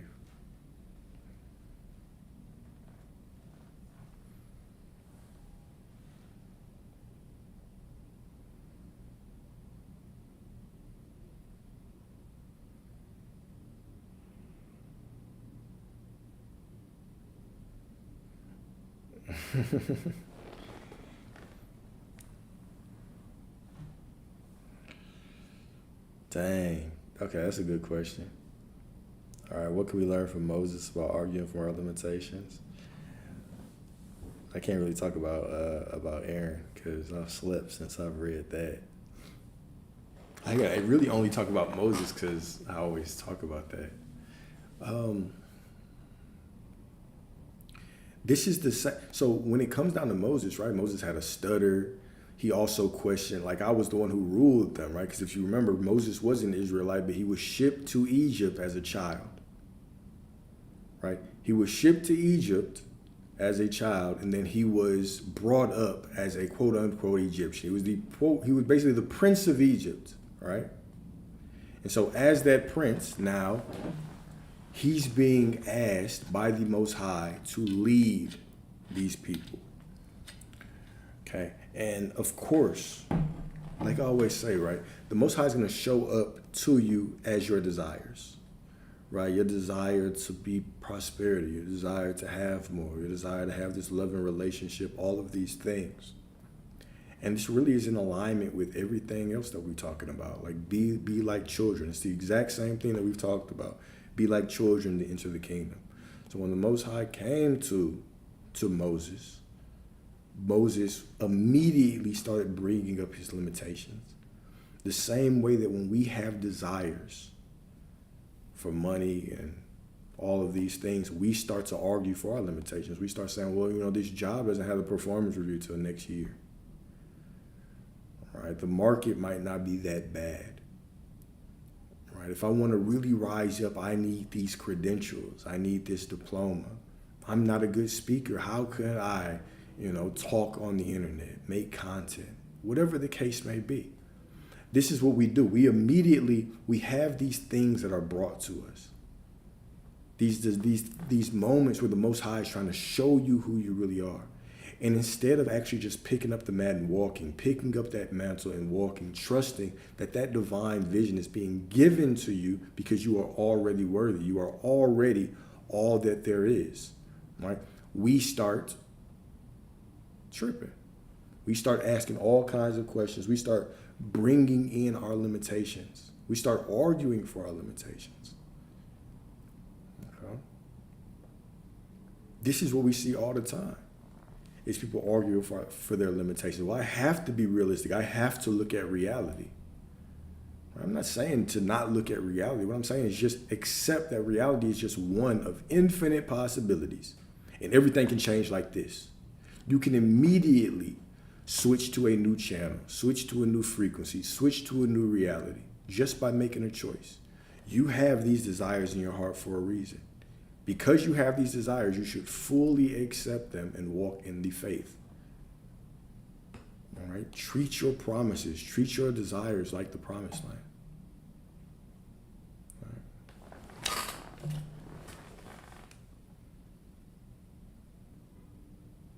Let me see here.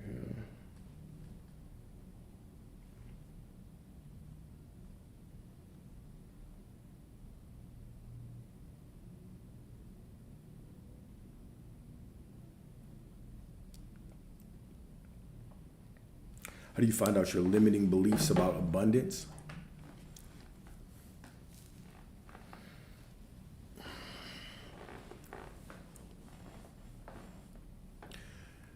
It's to be the number one student, of your own life.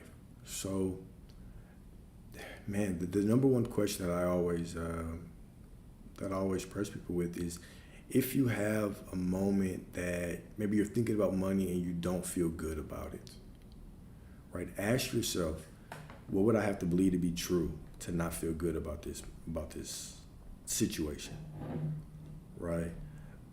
And then really start to break down why. Okay, the technique I always talk about is the 5 whys, asking yourself why 5 times. But really, a lot of our limitations around abundance are really linked to the fact, or to not the fact, but to the thought, to the belief that we say God is not prosperous. God does not flow to me. I don't feel God enough. I don't believe that God is abundant. in some way. I do not believe that source is linked to me in a certain way.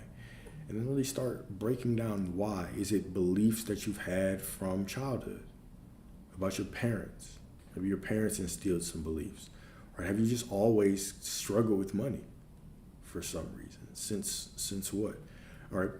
Where is your actual money consciousness? Let's say that you make 100K a year, okay, but you have goals of making 200, right? But you don't feel like you can actually get that. Start playing with 200. Write down 200 and say, okay, if I had a 200K salary, what would I do monthly? Or what would I make monthly? Okay, now how would I actually spend that money throughout the month? On what things? Like, how much would I save? How much would I invest? What would I pay with bills? What would I buy? What kind of car? Where would I stay? Okay. Now, once you have that fully mapped out, now I want you to find a number that makes you uncomfortable. Right? Maybe it's 300K a year. The number that you feel is just a little bit out of your reach. 400K a year, 500K a year, right? A lot of people have psychological ceilings. Now I want you to take whatever number that is, and I want you to start breaking down what you would do with that amount of money. And play with it. And what it does is it'll get your consciousness used to having larger amounts of money. It'll make it not seem out of the ordinary to you. You'll start to actually be able to vision, because inner vision makes your reality. You'll actually be able to vision what you want in your life. And now, that will get less uncomfortable to you. And what you'll realize is that money will start flowing to you more just because you've expanded your consciousness. We tend to think of these numbers, 300K, as a vision or as just a number. I want you to start thinking about it as a vision. You want 200K, but what would you actually do with it? What is your vision for it? Your inner vision creates your reality. Right? Sometimes it's not even really a limitation. It's just that your mind doesn't really know. You don't know what you don't know. So in your mind, 200K is just a number, but you haven't actually attached it to a lifestyle. And once you attach it to the lifestyle, you can focus more on the lifestyle than the actual number. And then whenever you have that number pop into your mind, now it reminds you of the lifestyle as well. Right? Play with things. Introduce things to your mind. Introduce things to your consciousness so your consciousness can latch onto them, and then it can start building that reality for you. Right? Because let's also be real. Let's turn this around, right? You don't want the 300K or the 400K or the 500K or the million. You want what you can do with it. But what can you do with it? Do you actually know what you can do with it, or is that idea, or is that number just an idea? Okay, it's powerful still. It's just a number, but it'll be more powerful if you actually had a lifestyle associated with it. If you actually had a little Pinterest vision board and you knew exactly, when I do this, this is what I'm going to do. When I do that, this is what I'm going to do. All right? Make it your vision. Start really playing with it. Expand your consciousness, right? So your consciousness can start building those things for you. Leadership is communal. How funny.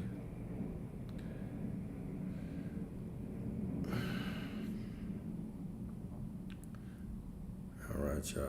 Your boy's getting tired. I'm gonna let y'all go. Probably won't be on again until tomorrow. Your consciousness builds everything. The only thing it cannot build are the things that you doubt it can build. Your consciousness builds everything. It builds your husband. It builds your money. It builds the couch you want, the car you want, the place you want to live. It builds the type of relationship you want with your friends, the type of interactions you have at the grocery store. It builds everything. There's nothing off limit. Everything that you see and experience in this lifetime is built by your consciousness. If you want to really start playing with your consciousness, start truly envisioning with clarity. Start creating visions for what you want. Make yourself a little checklist of what you want in your husband, man. Turn that into a vision and not just an idea. And then give it up. Give it up to your consciousness to take care of it. But all right, y'all. Leave y'all with some affirmations. And then I am going to go. All right, y'all. I see you all as divine, right? As perfect, as in alignment with everything that you want, as worthy. Okay. That's all that there is. You already have everything that you desire, and everything is unfolding perfectly to you. If you do not feel worthy, if you don't feel in alignment, it's cool because I see you as that way anyway. So I know it must be true. All right. Y'all have a beautiful, beautiful evening. Talk to y'all again soon. And stay prosperous. Appreciate y'all.